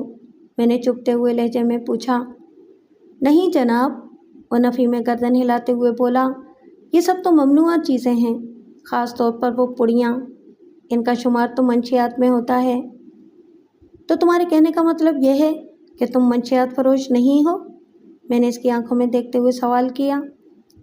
जिस तरह कुर्बानी के जानवर को ज़ुबह करने से पहले खूब नहला धुलाकर तैयार किया जाता है और इस बेचारे बेज़बान को कुछ अंदाज़ा नहीं होता कि इस आवभगत और नाज बर्दारी के बाद इसके साथ क्या होने जा रहा है, बिल्कुल वैसे ही मैं भी अमजद अली पर कारीवार करने से पहले इसे अपने गैर मुतालिक सवालात की मदद से बकरे की तरह इधर उधर घुमा रहा था।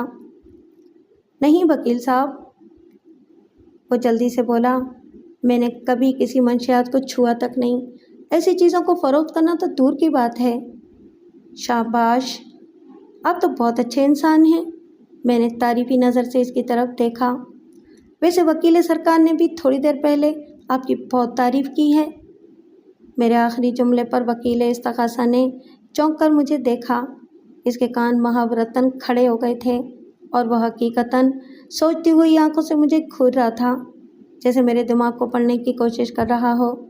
और उसका गवाह अमजद अली ताज्जुब खेज़ नज़र से मुझे देख रहा था कि मैं इसकी कौन सी तारीफ़ का हवाला दे रहा हूँ। अमजद साहब, क्या आपकी निगाह 6x6 है? मैंने इस्तग़ासा के गवाह से सवाल किया। ये क्या होता है? उसने उलझनज़दा अंदाज में मुझे देखा। मतलब आपकी आंखें बिल्कुल ठीक और सेहतमंद हैं, आप दूर व नज़दीक सही तौर पर देख सकते हैं, मैंने वज़ाहत करते हुए कहा। इसीलिए वकील साहब ने आपकी निगाह को एकदम परफेक्ट होने का लाइसेंस भी जारी कर दिया है और मुअज़्ज़िज़ अदालत को ये भी बावर कराने की कोशिश की है कि आपके मुशाहिदे पर आंखें बंद करके भरोसा किया जा सकता है, वग़ैरह वग़ैरह। क़ब्ल इसके कि इस्तग़ासा का गवाह मेरी वज़ाहत के जवाब में लबकुशा होता, वकील इस्तग़ासा ने दखल दर माकूलात ज़रूरी जाना। ऑब्जेक्शन योर ऑनर, इसने खफगी भरे लहजे में कहा। इस वक्त अदालत में नबील मर्डर केस की समाअत जारी है और डिफेंस अपना आई क्लिनिक खोले बैठे हैं। ये सब अदालत के कीमती वक्त को बर्बाद करने के मुतरादिफ है। मेरे फाजिल दोस्त, मैंने तुर्की बतुर्की कहा, पहली बात तो ये कि मैं आई क्लिनिक खोले बैठा नहीं बल्कि पॉली क्लिनिक खोले खड़ा हूँ और मेरे इस पॉली क्लिनिक में आपके गवाह की निगाह के अलावा इसकी नीयत, किरदार और इखलाक का मुआयना भी किया जाएगा। दूसरी बात ये कि जब आपने अपने गवाह को भरोसे के लायक डिक्लेयर कर दिया है तो डिफेंस को इतना मौका तो दें कि वह आपके गवाह के भरोसे को चेक कर सके। Objection sustained. जज ने इस्तग़ासा के एतराज़ को जायज़ समझते हुए मुझसे कहा, बेग साहब, आप अपने सवालात को ज़ेर समाअत केस तक महदूद रखते हुए जरा को आगे बढ़ाएं। एक मर्तबा फिर मुझे जज के रवैये में जानिबदारी महसूस हुई। इसने इस तकाज़ा के ऑब्जेक्शन को बरकरार रखते हुए मुझे दबाने की कोशिश की थी। पहली बार मैंने जज की ऐसी जानिबदारी को नज़रअंदाज कर दिया था, लेकिन इस दफ़ा मैं ये सोचे बिना न रह सका कि क्या नवाज़िश अली ने अपने बेटे फैसल की गर्दन बचाने और फेडरल मिनिस्टर ने अपने बेटे नबील के खून को मेरी मोक्किला के सर डालने के लिए जज को भी ख़रीद लिया है। ये मेरा एक वक्ती एहसास था, और अगर ये बात दुरुस्त थी तो फिर कानून शनास जगादरियों के इस फरमूदे पर पूरी तरह फिट इन नज़र आती थी कि गरीब आदमी इंसाफ के हुसूल के लिए वकील करता है और अमीर आदमी जज। अमजद साहब, मैं आपके भरोसे मुशाहिदे और नीयत को टेस्ट करने जा रहा हूँ, लिहाजा मेरे हर सवाल का जवाब अच्छी तरह सोच कर दें। मैंने इस तगाज़ा के गवाह के चेहरे पर निगाह जमा कर कदरे सख्त लहजे में कहा, क्या आपने वाकई मुल्जिमा को बकुए की सपहर लगभग 3 बजे मकतूल की कार में बैठकर कहीं जाते देखा था? मैं 8 सितंबर की बात कर रहा हूँ। जी बिल्कुल, वो ढिठाई से बोला। मैं भला झूठ क्यों बोलूँगा? विटनेस बॉक्स में खड़े होकर बाज़ लोग इसलिए झूठ बोल रहे होते हैं कि इन्हें इस काम का हल्का या भारी मुआवजा मिलता है और इस रकम का तयन केस की नौइयत पर होता है, लेकिन मैं फ़िलवक्त ऐसे मामलात की तह में नहीं जा सकता, क्योंकि मेरी इस गुस्ताखी पर कमराए अदालत ऑब्जेक्शन योर ऑनर के नारे से गूंज उठेगी और मैं बिला वजह अदालत का कीमती वक्त बर्बाद करने के हक़ में नहीं हूँ। मैंने लम्हाती तवक्कुफ़ करके एक गहरी सांस खारिज की, फिर जज से मुखातिब होते हुए कहा, जनाब आली, मौजूद अदालत से मेरी दरख्वास्त है कि इस तगाज़ा के गवाह अमजद अली को सिर्फ 5 मिनट के लिए कमरा अदालत से बाहर भेज दिया जाए। मैं इस दौरान में इस केस के तफ्तीशी अफसर से 1-2 अहम सवालात करना चाहता हूँ। मेरी इस फरमाइशनुमा इल्तिमास में कोई कबाहत नज़र नहीं आती थी। चुनांचे अदालत के हुक्म पर अमजद अली को कोर्ट रूम से बाहर भेज दिया गया और इसकी जगह इस केस का इंक्वायरी ऑफिसर खुर्शीद शाह आकर खड़ा हो गया। खुर्शीद शाह की उम्र 40 के आसपास थी। वो एक चाकू चौबंद पुलिस एहलकार था। पुलिस डिपार्टमेंट में तेज़ी से तरक्की करते हुए वो सब इंस्पेक्टर के ओहदे तक रसाई हासिल कर चुका था। आपको मालूम है कि किसी भी केस में तफ्तीशी अफसर की हैसियत इस तगाज़ा के एक गवाह सी होती है और हर पेशी पर इसे अदालत में हाजिर रहना पड़ता है। मैंने विटनेस बॉक्स के नज़दीक आकर आईओ शाह साहब से कहा, शाह साहब, मुझे आपसे मुत्तहिद सवालात करने हैं, लेकिन इस वक्त मैंने अदालत से सिर्फ 5 मिनट की मोहलत ली है, लिहाजा मैं 4 मिनट में आपको फारिग कर दूंगा। बाकी बातें अगली किसी पेशी पर। आपको जैसे ठीक लगे, वो मोतदिल अंदाज में बोला। शाह साहब, इस अंदोनाक वाक़े की इत्तला आपको किसने और कब दी थी? मैंने आईओ से इस्तफसार किया। हमारे रोज़नामचे के मुताबिक इस वाक़े के हवाले से 8 सितंबर की सुबह 5:30 बजे थाने में फ़ोन किया गया था। उसने जवाब दिया और ये कॉल इस फार्म हाउस के मालिक नवाज़िश अली के बेटे फैसल ने की थी। आप जाए बकुआ पर कब पहुँचे थे? ठीक 6 बजे। जाते ही आपने मुल्जिमा को गिरफ़्तार कर लिया? मैंने इसकी आंखों में देखते हुए कहा। इसके बाद आप मौके की कार्रवाई में मसरूफ़ हो गए थे। मैं गलत तो नहीं कह रहा शाह साहब? नहीं जनाब, वो नफ़ी में गर्दन हिलाते हुए बोला। आपने जैसा बयान किया इस रोज़ बिल्कुल ऐसा ही हुआ था। शाह साहब, मैंने अपनी जरा को इख्तिताम से हमकिनार करते हुए पूछा, गिरफ़्तारी के वक्त मुल्जिमा ने किस किस्म का लिबास ज़ेबतन कर रखा था? सफ़ेद और स्याह फूलदार कमीज़, स्याह शलवार और सर पर स्कार्फ पहना हुआ था। आईओ ने जवाब दिया। इस हिजाब का रंग भी बता दें प्लीज़। स्याह। शुक्रिया शाह साहब, मैंने सरसरी अंदाज में कहा। आज के लिए इतना काफ़ी है। आइंदा किसी पेशी पर मैं आपको लंबी चौड़ी ज़हमत देने वाला हूँ, सो ज़हनी तौर पर तैयार रहिएगा, क्योंकि वह ज़हमत ज़हनी मशक्क़त से ताल्लुक़ रखती है। इंक्वायरी ऑफिसर मेरी बात के जवाब में कुछ कहने के बजाय बेपरवाही से कंधे उचका कर रह गया। मैंने जज से मुखातिब होते हुए मोतदिल अंदाज में कहा, जनाब आली, इस तगाज़ा के गवाह अमजद अली को कमरा अदालत में बुला लिया जाए। تاکہ میں اس پر اپنی جرح مکمل کر سکوں۔ ایک بار پھر میری فرمائش کی تکمیل کے احکامات صادر کرنے کے بعد جج نے سپاٹ آواز میں مجھ سے کہا، وکیل صاحب، ایک بات کا خیال رہے کہ عدالت کا مقررہ وقت ختم ہونے میں صرف 20 منٹ باقی ہیں۔ میں آپ کی ہدایات کا خیال رکھوں گا جناب عالی، میں نے سر تسلیم خم کرتے ہوئے مؤدب انداز میں کہا۔ امجد علی وٹنس باکس میں پہنچا تو اس کے نزدیک چلا گیا اور اس کی آنکھوں میں آنکھیں ڈال کر میں نے تصدیق طلب انداز میں پوچھا، امجد صاحب، کیا آپ اپنے اس بیان پر قائم ہیں کہ وقوعہ کی دوپہر یا سپہر کم و بیش 3 بجے آپ نے ملزمہ کو مقتول کی کار میں بیٹھ کر کہیں جاتے دیکھا تھا؟ جی بالکل، مجھے اپنا بیان بدلنے کی ضرورت کیا ہے؟ وہ برہمی آمیز نظروں سے مجھے دیکھتے ہوئے بولا، جو سچ ہے وہ سچ ہے اور سچ کو آنچ نہیں۔ بے شک سچ کو آنچ نہیں، اسی لیے میں نے آپ کے سچ کو اپنے سوالات کی آنچ پر چڑھا کر پگھلانے کا فیصلہ کیا ہے، میں نے معنی خیز انداز میں کہا۔ معزز عدالت جاننا چاہتی ہے کہ وقوعہ کے روز جب آپ نے ملزمہ کو مقتول کی کار میں بیٹھتے دیکھا تو ملزمہ نے کون سا لباس پہن رکھا تھا؟ کالے رنگ کا شلوار قمیض، گواہ نے کسی رٹو طوطے کے مانند کھٹ سے جواب دیا۔ اب ذرا ملزمہ کی گیسوؤں کا ذکر ہو جائے۔ کس کا ذکر ہو جائے؟ میری بات پوری ہونے سے پہلے ہی وہ بول پڑا۔ یا تو وہ گیسو کے لفظ سے واقف نہیں تھا اور یا پھر اس نے میری بات کو توجہ سے سنا ہی نہیں تھا۔ بہرکیف میں نے وضاحت کرتے ہوئے کہا، گیسو مطلب سر کے بال۔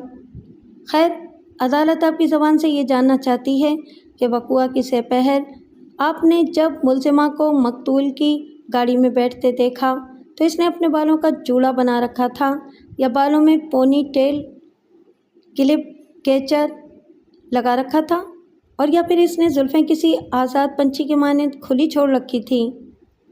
لمحاتی تذبذب کا شکار رہنے کے بعد اس نے جواب دیا، میں نے ملزمہ کو کھلے بالوں کے ساتھ دیکھا تھا۔ اور اس کا دوپٹہ؟ میں نے گواہ کی آنکھوں میں آنکھیں ڈال کر سرسراتی ہوئی آواز میں استفسار کیا۔ ملزمہ نے دوپٹہ سر پر اوڑھ رکھا تھا یا پھر گلے میں ڈال رکھا تھا؟ گواہ نے گزشتہ سے پیوستہ کی راہ پر چلتے ہوئے اپنے پچھلے جواب کو وسیلہ بنا کر میچنگ بیان دیا۔ ملزمہ کے بال کھلے ہوئے تھے اور اس نے اپنا دوپٹہ گلے میں ڈال رکھا تھا۔ میں یکایک آپ سے تم پر آ گیا اور استغاثہ کے گواہ کو غسیلی نظر سے گھورتے ہوئے جارحانہ انداز میں کہا، میں تمہیں غور و فکر کرنے کے لیے ایک لائن دے رہا ہوں، تم اس لائن پر توجہ دو، تب تک میں سر سے بات کر لیتا ہوں۔ پھر میں نے متذکرہ بالا لائن کو بآواز بلند دہرایا۔ اللہ کے کلام قرآن مجید پر ہاتھ رکھ کر حلف اٹھانے کے بعد وٹنس باکس میں کھڑے ہو کر غلط بیانی کرنے والوں کا آخرت میں کیا حشر ہوگا، یہ تو رب ہی جانتا ہے۔ البتہ تعزیرات پاکستان کی روشنی میں ایسے دروغ کو افراد کو 2 سے 3 سال جیل میں ضرور گزارنا پڑتے ہیں۔ لمحاتی توقف کر کے میں نے ایک آسودہ سانس خارج کی اور پھر روئے سخن جج کی جانب موڑتے ہوئے توانا لہجے میں کہا، جناب عالی، میری موکلہ اور اس مقدمے کی ملزمہ زیب النساء اور زیبی نے سن بلوغ کو چھوتے ہی حجاب کو اپنی عادت بلکہ اپنا شعار بنا لیا تھا۔ گزشتہ لگ بھگ 15 سال میں کسی نامحرم نے اس کے سر کا ایک بال نہیں دیکھا، اور اس ٹھوس حقیقت کو عدالت میں ثابت کرنے کے لیے میں ملزمہ کے آفس سے نصف درجن بندے پکڑ کر یہاں لاؤں گا اور نہ ہی اپنی موکلہ کے محلے سے 2 درجن افراد کو بطور گواہ عدالت میں پیش کرنے کی ضرورت ہے، کیونکہ یہ کام تو اللہ بھلا کرے۔ میں نے ڈرامائی انداز میں توقف کیا، پھر آئی آفیسر کی جانب انگلی اٹھاتے ہوئے ان الفاظ میں اضافہ کر دیا، اس کیس کے تفتیشی افسر سب انسپکٹر خورشید شاہ نے تھوڑی دیر پہلے معزز عدالت کو بتایا ہے کہ گرفتاری کے وقت ملزمہ زیبی نے اسکارف پہن رکھا تھا۔ اس نازک موقع پر میں عدالت کے سامنے ایک سنسنی خیز اور حساس سوال رکھنا چاہوں گا کہ میں ایک بار پھر تھما اور جج سمیت تمام حاضرین عدالت پر نگاہ ڈالنے کے بعد سلگتے ہوئے جگر پاش لہجے میں استفسار کیا، کیا کوئی مجھے بتلائے گا کہ اپنے بوائے فرینڈ کے ساتھ رنگ رلیاں منانے کی خواہش مند، بے شرم اور بے حیا کوئی آوارہ اور آزاد خیال لڑکی عشرت قدی میں داخل ہونے کے بعد حجاب پہننے کی ضرورت کیوں محسوس کرے گی؟ میرے اس دل و دماغ کو دہلا دینے والے سوال نے کورٹ روم میں موت کا سناٹا طاری کر دیا۔ وکیل استغاثہ اور انکوائری آفیسر کی حالت دیدنی تھی۔ ایسا محسوس ہو رہا تھا جیسے انہیں سانپ سونگھ گیا ہو۔ میں نے استغاثہ کے گواہ امجد علی کو غضبناک نظر سے گھورتے ہوئے سوال کیا، تم نے میری دی ہوئی لائن پر کچھ غور کیا؟ مجھے ہاں یا نہ میں جواب دینے کے بجائے وہ امداد طلب نظر سے کبھی وکیل استغاثہ اور کبھی جج کی طرف دیکھ رہا تھا۔ اس کے ساتھ ہی عدالت کا مقررہ وقت ختم ہو گیا۔ جج نے 3 ہفتے بعد کی تاریخ دے کر عدالت برخاست کرنے کا اعلان کر دیا۔ The court is adjourned۔ میں کورٹ روم سے نکلا تو حیدر علی بھی میرے ساتھ تھا۔ ہم دونوں زینے اتر کر نیچے پہنچے تو اس نے مجھ سے کہا، بیگ صاحب، آج تو آپ نے کمال ہی کر دیا، آپ کی وکالت کا کوئی جواب نہیں ہے۔ یہ بھی اچھی بات ہے حیدر صاحب، میں نے پارکنگ لاٹ کا رخ کرتے ہوئے معتدل انداز میں کہا، ورنہ اس جواب کے تو فعل میری وکالت پر سوال بھی اٹھنے لگتے۔ آپ بجا فرما رہے ہیں بیگ صاحب، اس نے جلدی سے کہا، اللہ ہماری مدد فرما رہا ہے، میری زیبی کو بہت جلد اس مصیبت سے نجات مل جائے گی انشاءاللہ۔ حیدر صاحب، اللہ تو ہر حال میں اپنے بندوں کا ممدوح و معاون ہے، بس محسوس کرنے کی بات ہے، میں نے ٹھہرے ہوئے لہجے میں کہا۔ حیدر علی نے اسبات میں سر ہلایا اور مجھے سلام کر کے رخصت ہو گیا۔ میں اپنی کار کی جانب بڑھ گیا۔ اگلی پیشی پر استغاثہ کی جانب سے 3 گواہ پیش کیے گئے، جن میں سے 2 کے بیانات میں ایسی کوئی اہم بات نہیں تھی، سو میں تیسرے گواہ کی طرف بڑھتا ہوں۔ گلزمان کی عمر 40 کے قریب رہی ہوگی۔ وہ ایک قداور اور صحت مند شخص تھا۔ گلزمان اس فارم ہاؤس کا سیکورٹی گارڈ، چوکیدار اور کیئر ٹیکر تھا، اور فارم ہاؤس کے مالک نوازش علی کا پرانا وفادار اور نمک خوار بھی۔ گلزمان حلف اٹھانے کے بعد اپنے بیان کو ریکارڈ کرا چکا تو وکیل استغاثہ چراغ کے لیے وٹنس باکس کے نزدیک چلا گیا اور اپنے گواہ کو مخاطب کرتے ہوئے کہا، گلزمان، تم نے بڑی بہادری کا ثبوت دیتے ہوئے وقوعہ کے روز ملزمہ کو فرار ہونے سے روکا تھا۔ اگر یہ فارم ہاؤس سے نکلنے میں کامیاب ہو جاتی تو سارا معاملہ ہی الٹ جانا تھا۔ وکیل صاحب، میں ملزمہ کو فرار کیسے ہونے دے سکتا تھا؟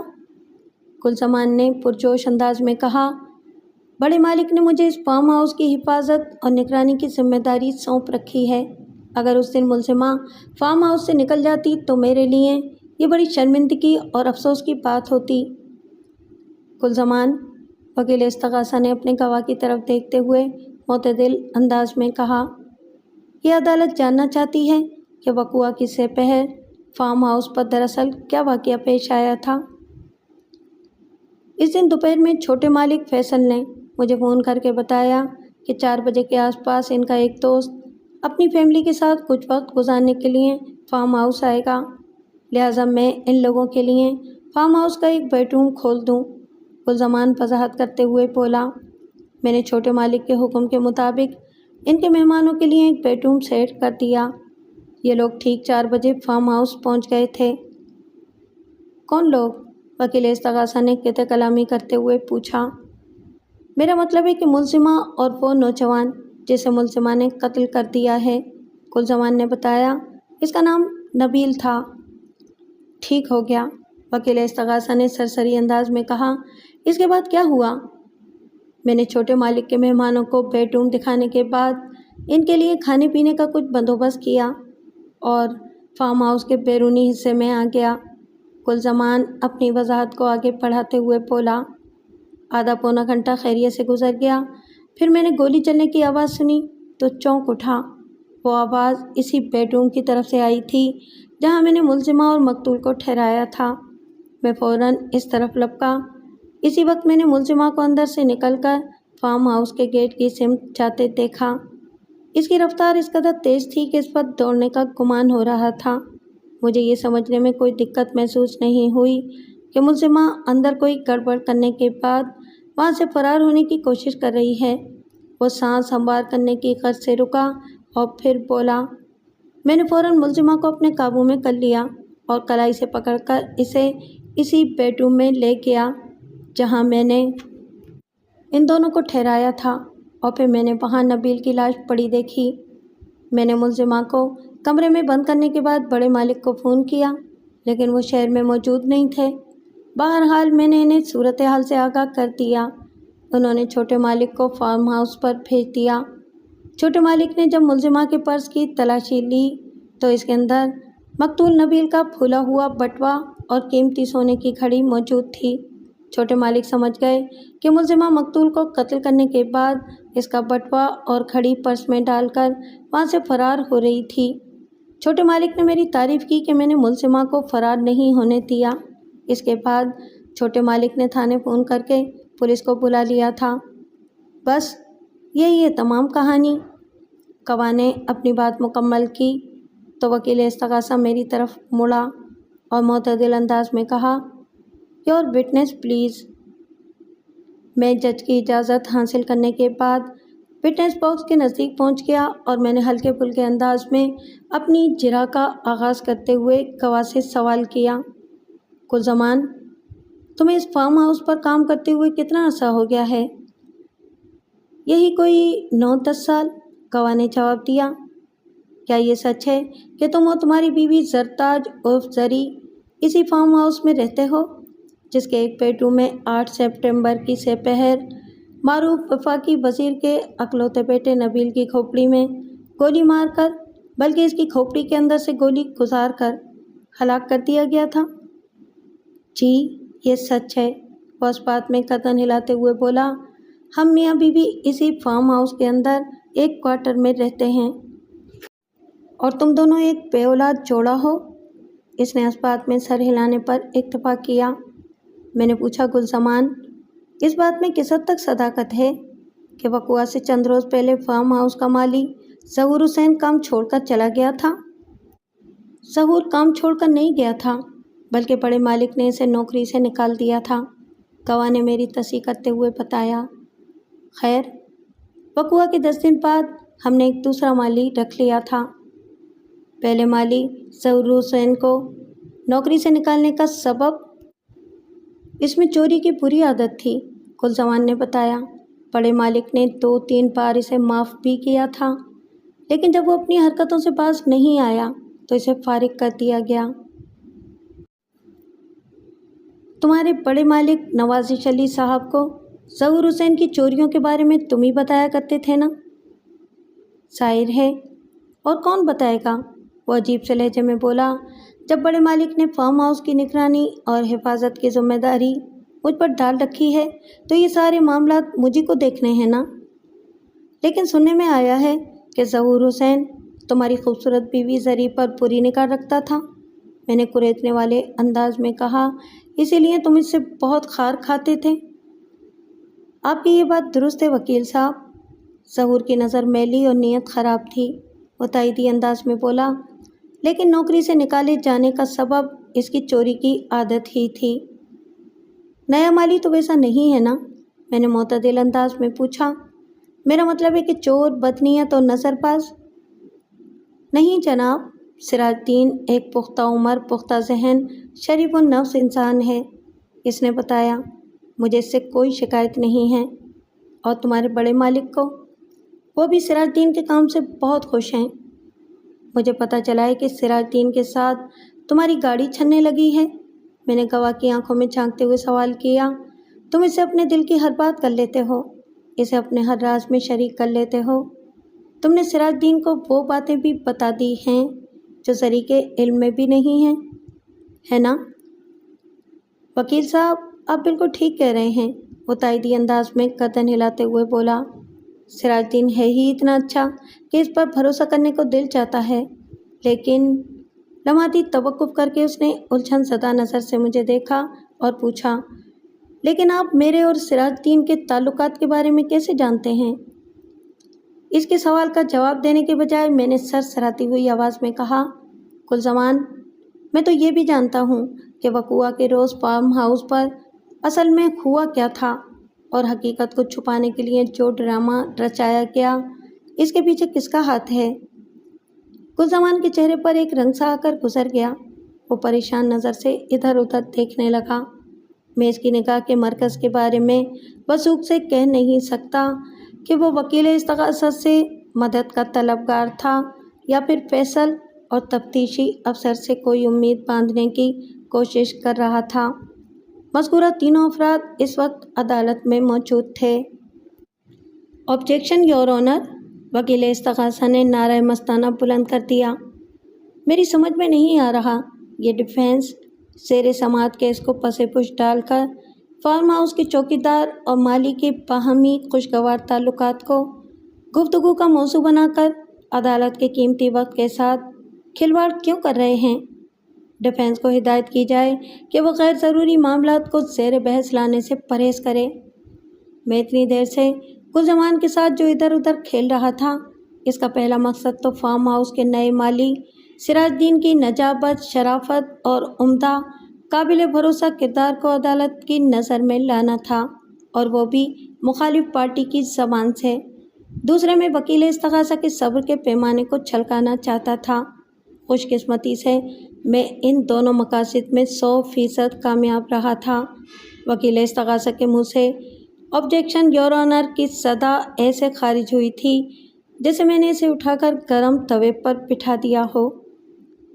آبجیکشن سسٹینڈ، جج نے فیصلہ کن انداز میں کہا اور پھر مجھ سے مخاطب ہو کر سپاٹ آواز میں اضافہ کر دیا، بیگ صاحب، آپ اپنی جرح کو نبیل مرڈر کیس تک محدود رکھیں۔ جو حکم جناب، میں نے فرما برداری سے کہا اور دوبارہ استغاثہ کے گواہ کی جانب متوجہ ہو گیا۔ گلزمان، میں نے اس کے چہرے پر نگاہ جما کر معتدل انداز میں پوچھا، وقوع کی سہ پہر تمہیں نے ملزم اور مقتول کو فارم ہاؤس میں خوش آمدید کہا تھا نا؟ جی ہاں، اس نے اس بات میں جواب دیا کہ مقتول اپنے قدموں پر چل کر بیڈ روم تک پہنچا تھا یا تم نے سہارا دے کر اسے وہاں تک پہنچایا تھا؟ میں نے اپنی جرح میں تیزی لاتے ہوئے سوال کیا۔ وہ دونوں اپنے قدموں سے چل کر باتیں کرتے ہوئے بیڈ روم تک گئے تھے اور خاصے خوش نظر آ رہے تھے۔ میں نے دونوں کا نہیں، صرف مقتول نبیل کے بارے میں پوچھا ہے، میں نے قدرے سخت لہجے میں کہا۔ جی بالکل، گواہ وضاحت کرتے ہوئے بولا، مقتول نبیل خوشباش اپنے قدموں سے چلتے ہوئے فارم ہاؤس کے بیڈ روم تک پہنچا تھا۔ صولہ نے درست جواب دینے کا شکریہ، میں نے سرسری انداز میں کہا، پھر پوچھا، گلزمان، تھوڑی دیر پہلے تم نے وکیل استغاثہ کے ایک سوال کے جواب میں معزز عدالت کو بتایا ہے کہ ملزمہ اور مقتول کو مذکورہ بیڈ روم میں پہنچانے کے بعد تم نے ان کے کھانے پینے کا بندوبست بھی کیا تھا۔ جی کیا تھا، اس نے بڑے فخر سے بتایا۔ وہ دونوں ہمارے فارم ہاؤس کے مہمان تھے، ان کی خاطرداری کرنا مجھ پر لازم تھا، اور بھی چھوٹے مالک نے بھی مجھے ان دونوں کا خیال رکھنے کا حکم دیا تھا۔ مقتول کے معدے سے حاصل ہونے والے مواد کی کیمیکل ٹیسٹ رپورٹ میں لکھا ہوا ہے کہ اس نے شراب پی رکھی تھی۔ اس کے بلڈ ٹیسٹ میں بھی الکوہل کی اچھی خاصی مقدار پائی گئی ہے۔ میں نے گواہ کی آنکھوں میں جھانکتے ہوئے سوال کیا، کیا تمہارے چھوٹے مالک نے ان دونوں کا خیال رکھنے کا جو حکم دیا تھا، اس میں انہیں شراب سرو کرنا بھی شامل تھا؟ نہیں، وہ گڑبڑا کر رہ گیا۔ کیا تم مقتول کے لیبارٹری ٹیسٹ کی رپورٹ کو چیلنج کر رہے ہو؟ میں نے جارحانہ انداز میں پوچھا۔ تمہارے بیان کے مطابق جب مقتول فارم ہاؤس پر پہنچا تو اپنے ہوش و حواس میں وہ چاق و چوبند تھا، اور اس کے ٹیسٹ کی رپورٹ بتا رہی ہے کہ اپنی موت سے پہلے مقتول نے شراب پی تھی۔ میں اس بارے میں بھلا کیا کہہ سکتا ہوں؟ وہ حد درجہ الجھے ہوئے لہجے میں بولا۔ میرے سوال کا جواب تو تم ہی کو دینا پڑے گا، گلزمان، میں نے زور دے کر کہا۔ یہ بھی تو ہو سکتا ہے، وہ دور کی کوڑی لایا، مقتول اپنے ساتھ شراب کی کوئی چھوٹی سی بوتل لے کر آیا ہو اور میرے علم میں لائے بغیر اس نے شراب پی لی ہو۔ ہاں، ایسا بالکل ہو سکتا ہے، میں نے تائیدی انداز میں گردن ہلاتے ہوئے کہا، لیکن اس صورت میں چاہے وقوع پر یا مقتول کی گاڑی میں اور یا پھر इसकी किसी जेब में वो छोटी सी शराब की बोतल पड़ी मिल जाना चाहिए थी जिसका जिक्र तुमने अभी किया है, हाँ या ना? हाँ, मिल तो जाना चाहिए थी, इसने अजीब से लहजे में कहा। कुल सामान तुम झूठ बोलकर जिस किसी को भी बचाना चाहते हो, मैं इसे हरगिज़ बचने नहीं दूंगा, मैंने एक एक लफ्ज़ पर जोर देकर सनसनीखेज लहजे में कहा।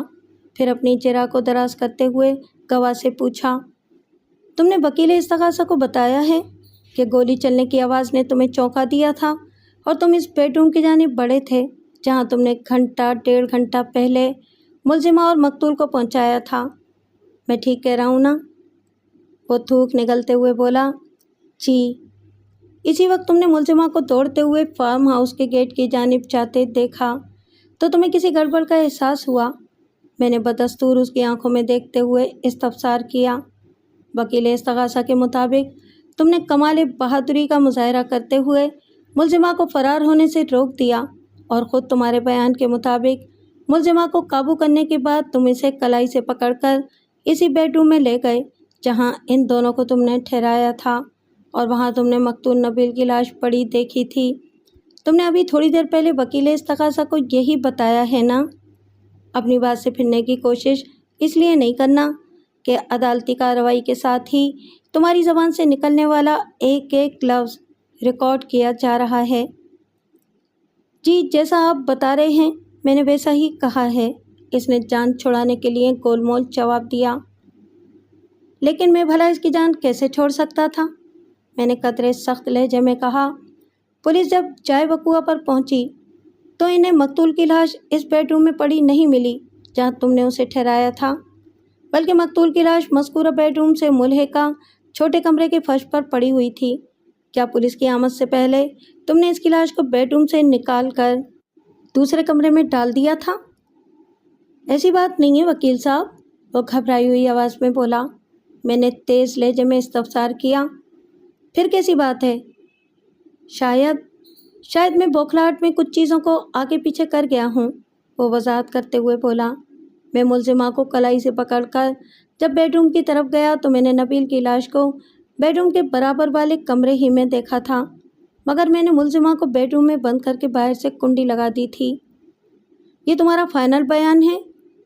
जी वकील साहब, वो जल्दी से बोला। और ये भी फाइनल है कि तुमने मकतूल को शराब पेश नहीं की थी? उसने एक बार फिर असबात में जवाब दिया। जी बिल्कुल। तुम्हारी और उमर रसीदा माली सिराजुद्दीन की दोस्ती भी फौलाद की तरह मजबूत है। मैंने सवालिया नज़र से इसकी तरफ देखा। तुम दोनों एक दूसरे के राजदार हो, है ना? इसमें तो कोई शक ही नहीं है, वो मजबूत लहजे में बोला। The point is to be noted your honour, मैंने रुए सुखन जज की जानिब मोड़ते हुए ठोस अंदाज में कहा।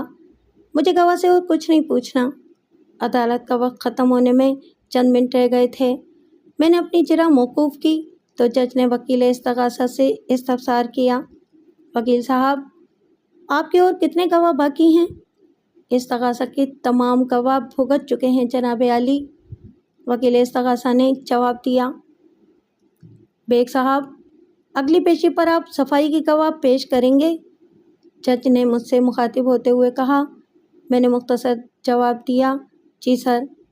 इसके बाद जज ने 15 रोज़ बाद की तारीख देकर अदालत बर्खास्त कर दी। The court is adjourned. Haider Ali के दिए हुए दोनों बंदों कदीर खान और सिराजुद्दीन ने मेरी तवक्को से कहीं बढ़कर कारकर्दगी दिखाई थी। यही वजह थी कि अपनी मोक्किला को बेगुनाह साबित करने के लिए मुझे अलग से सफाई के गवाहों का इंतज़ाम नहीं करना पड़ा था। मंजर इसी अदालत का था और आज खिलाफ मामूल कमरा अदालत पूरी तरह भरा हुआ था। फार्म हाउस का मालिक नवाजिश अली पहली बार अदालत में आया था। इसका बेटा फैसल भी साथ था। वो दोनों बाप बेटे मकतूल के बाप फेडरल मिनिस्टर के नज़दीक बैठे हुए थे। जज की आमद पर अदालती कार्रवाई का आगाज़ हुआ। डिफेंस, प्लीज़ प्रोसीड, जज ने मेरी तरफ देखते हुए कहा। मेरे फाजिल दोस्त बेचारे क्या प्रोसीड करेंगे? वकील इस्तग़ासा ने तंज़िया लहजे में कहा। अभी तक तो इनके गवाह ही अदालत नहीं पहुँचे। बेग साहब, आपके गवाह कहाँ हैं? जज ने मुझसे पूछा। जनाब आली, میرے 3 گواہ اس وقت کورٹ روم میں موجود ہیں، میں نے پورے اعتماد لہجے میں جواب دیا، جن میں سے 2 گواہ غائبانہ طور پر میرے بیگ کے اندر پڑے ہیں، جبکہ تیسرا گواہ پیشکار کی دائیں جانب دیوار کے ساتھ اٹینشن کھڑا ہے۔ جج نے گردن گھما کر اس سمت دیکھا جس طرف میں نے نشاندہی کی تھی۔ اگلے ہی لمحے اس نے سرسراتی ہوئی آواز میں کہا، وہ تو اس کیس کے inquiry officer sub inspector Khurshid Shah ہیں۔ جی بالکل، میں نے زیر لب مسکراتے ہوئے کہا، شاہ صاحب میرے صفائی کے حاضر گواہ ہیں جناب عالی۔ مگر یہ کیسے ہو سکتا ہے؟ جج نے حیرت بھرے لہجے میں مجھ سے پوچھا۔ خورشید شاہ تو استغاثہ کے نمائندے ہیں۔ بے شک شاہ صاحب اس کیس کے تفتیشی افسر اور استغاثے کے نمائندے بلکہ سرپرست ہیں، میں نے رسان بھرے لہجے میں کہا، لیکن میں ڈیفنس کونسلر کی حیثیت سے آئی صاحب سے سوال تو کر سکتا ہوں۔ پچھلی ایک پیشی پر میں نے اس بات کا ذکر بھی کیا تھا کہ آگے چل کر میں ان سے کئی ایک اہم سوال کرنے والا ہوں۔ میرا یہ بیان عدالت کے ریکارڈ پر موجود ہے۔ ٹھیک ہے، آپ آئیو سے سوال و جواب کرنے کا حق رکھتے ہیں، مگر اس سے ان کی حیثیت میں کوئی فرق نہیں پڑے گا، جج نے واشگاف الفاظ میں کہا۔ وہ ہر صورت میں اس کیس کے انکوائری آفیسر ہی رہیں گے، آپ انہیں صفائی کا گواہ ہرگز نہیں کہہ سکتے۔ ٹھیک ہے جناب عالی، میں نے پسپائی اختیار کرتے ہوئے کہا، میں اس کیس کے تفتیشی افسر محترم خورشید شاہ صاحب سے چند سوالات کرنے کی اجازت چاہتا ہوں۔ اجازت ہے، جج نے معتدل انداز میں کہا۔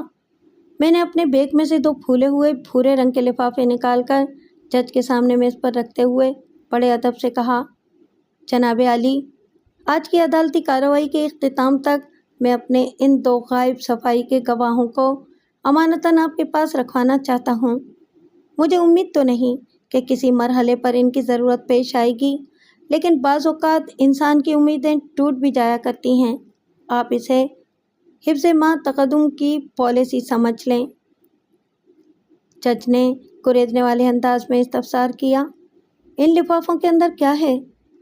ایک لفافے میں آڈیو کیسٹ ہے جس کو پلے کرنے کے بعد 2 جگری یاروں سراج الدین اور گلزمان کی رازدارانہ گفتگو سنی جا سکتی ہے، میں نے ٹھہرے ہوئے لہجے میں کہا۔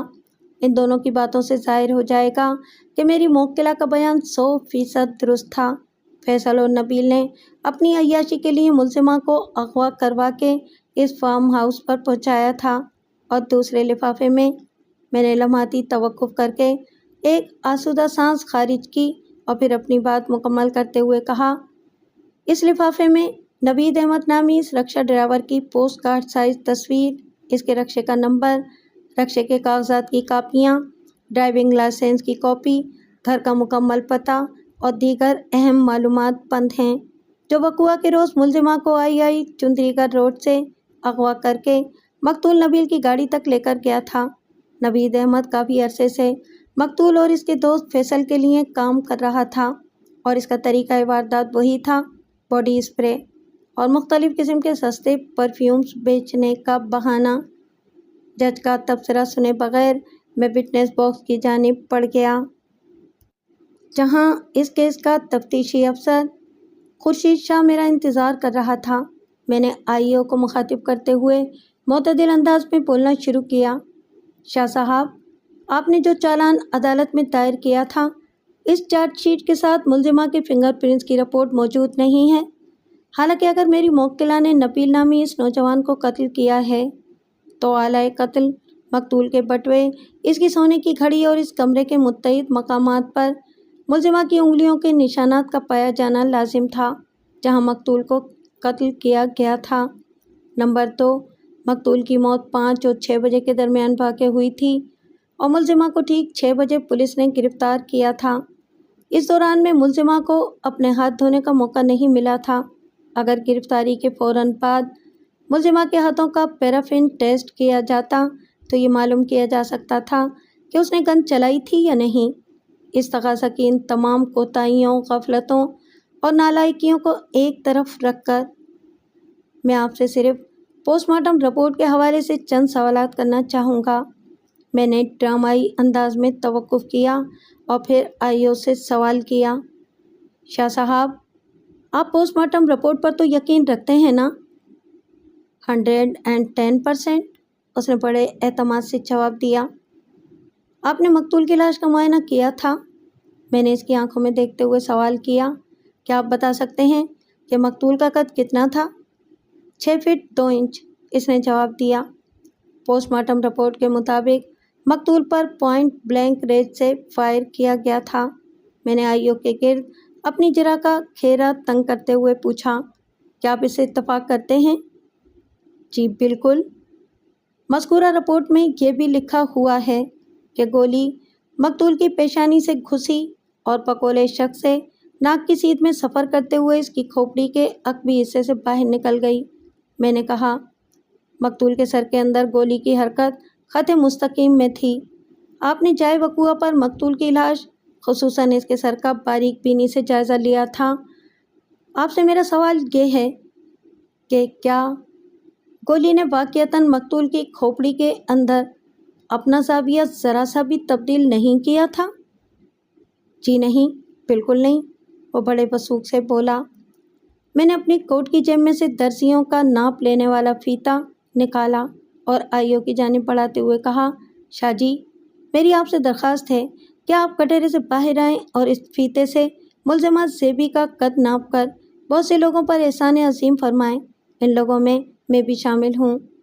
मेरी इस अजीब व गरीब फरमाइश पर आईओ उलझन का शिकार नजर आया। ताहम इसने एक्यूज बॉक्स में खड़ी मुलज़िमा ज़ेबी का कद नापने के बाद बाआवाज़ बुलंद कहा, 5 फीट 1 इंच।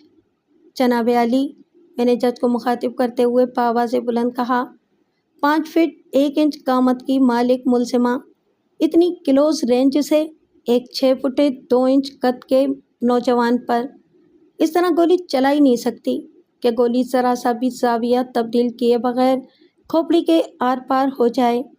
ये काम किसी ऐसे शख्स का है जो कमोबेश मकतूल ही के जितना कद रखता था। That's all your honour. इधर मेरी बात ख़त्म हुई, उधर कोर्ट रूम के अंदर एक भौचाल सा आ गया। इसी तूफ़ान के अंदर मैंने फेडरल मिनिस्टर को सनतकार नवाज़िश अली के बेटे पर चीखते हुए देखा और सुना। हरामज़ादे, वो फैसल से मुखातिब था, तुम ही मेरे बेटे के कातिल हो। तुमने मेरा नशेमन उजाड़ कर रख दिया है, मैं तुम्हें छोड़ूंगा नहीं। इसके बाद कमरा अदालत में और क्या क्या हुआ होगा, आप इसका बखूबी अंदाज़ा लगा सकते हैं। नवाज़िश अली और वफाकी वज़ीर के दरमियान बादशाह कौन कौन से कानूनी मार के हुए, ये एक अलग दास्तान है जो फिर कभी इन्हीं सफ़ात पर आपको सुनाई जाएगी। मेरा फोकस अपने मकसद पर था कि मुझे अपनी मोक्किला को बेगुनाह साबित करना है और मैंने अपना ये मकसद पा लिया था। मैंने इस फेडरल मिनिस्टर को हरगिज़ ये समझाने की कोशिश नहीं की कि फैसल ने नबील को मौत के घाट उतार कर उसका नशेमन नहीं उजाड़ा था, बल्कि इस बर्बादी की दागबेल तो उसी वक्त डाली गई थी जब उसने अपने बेटे के काले करतूतों की तरफ से आंखें बंद कर ली थीं।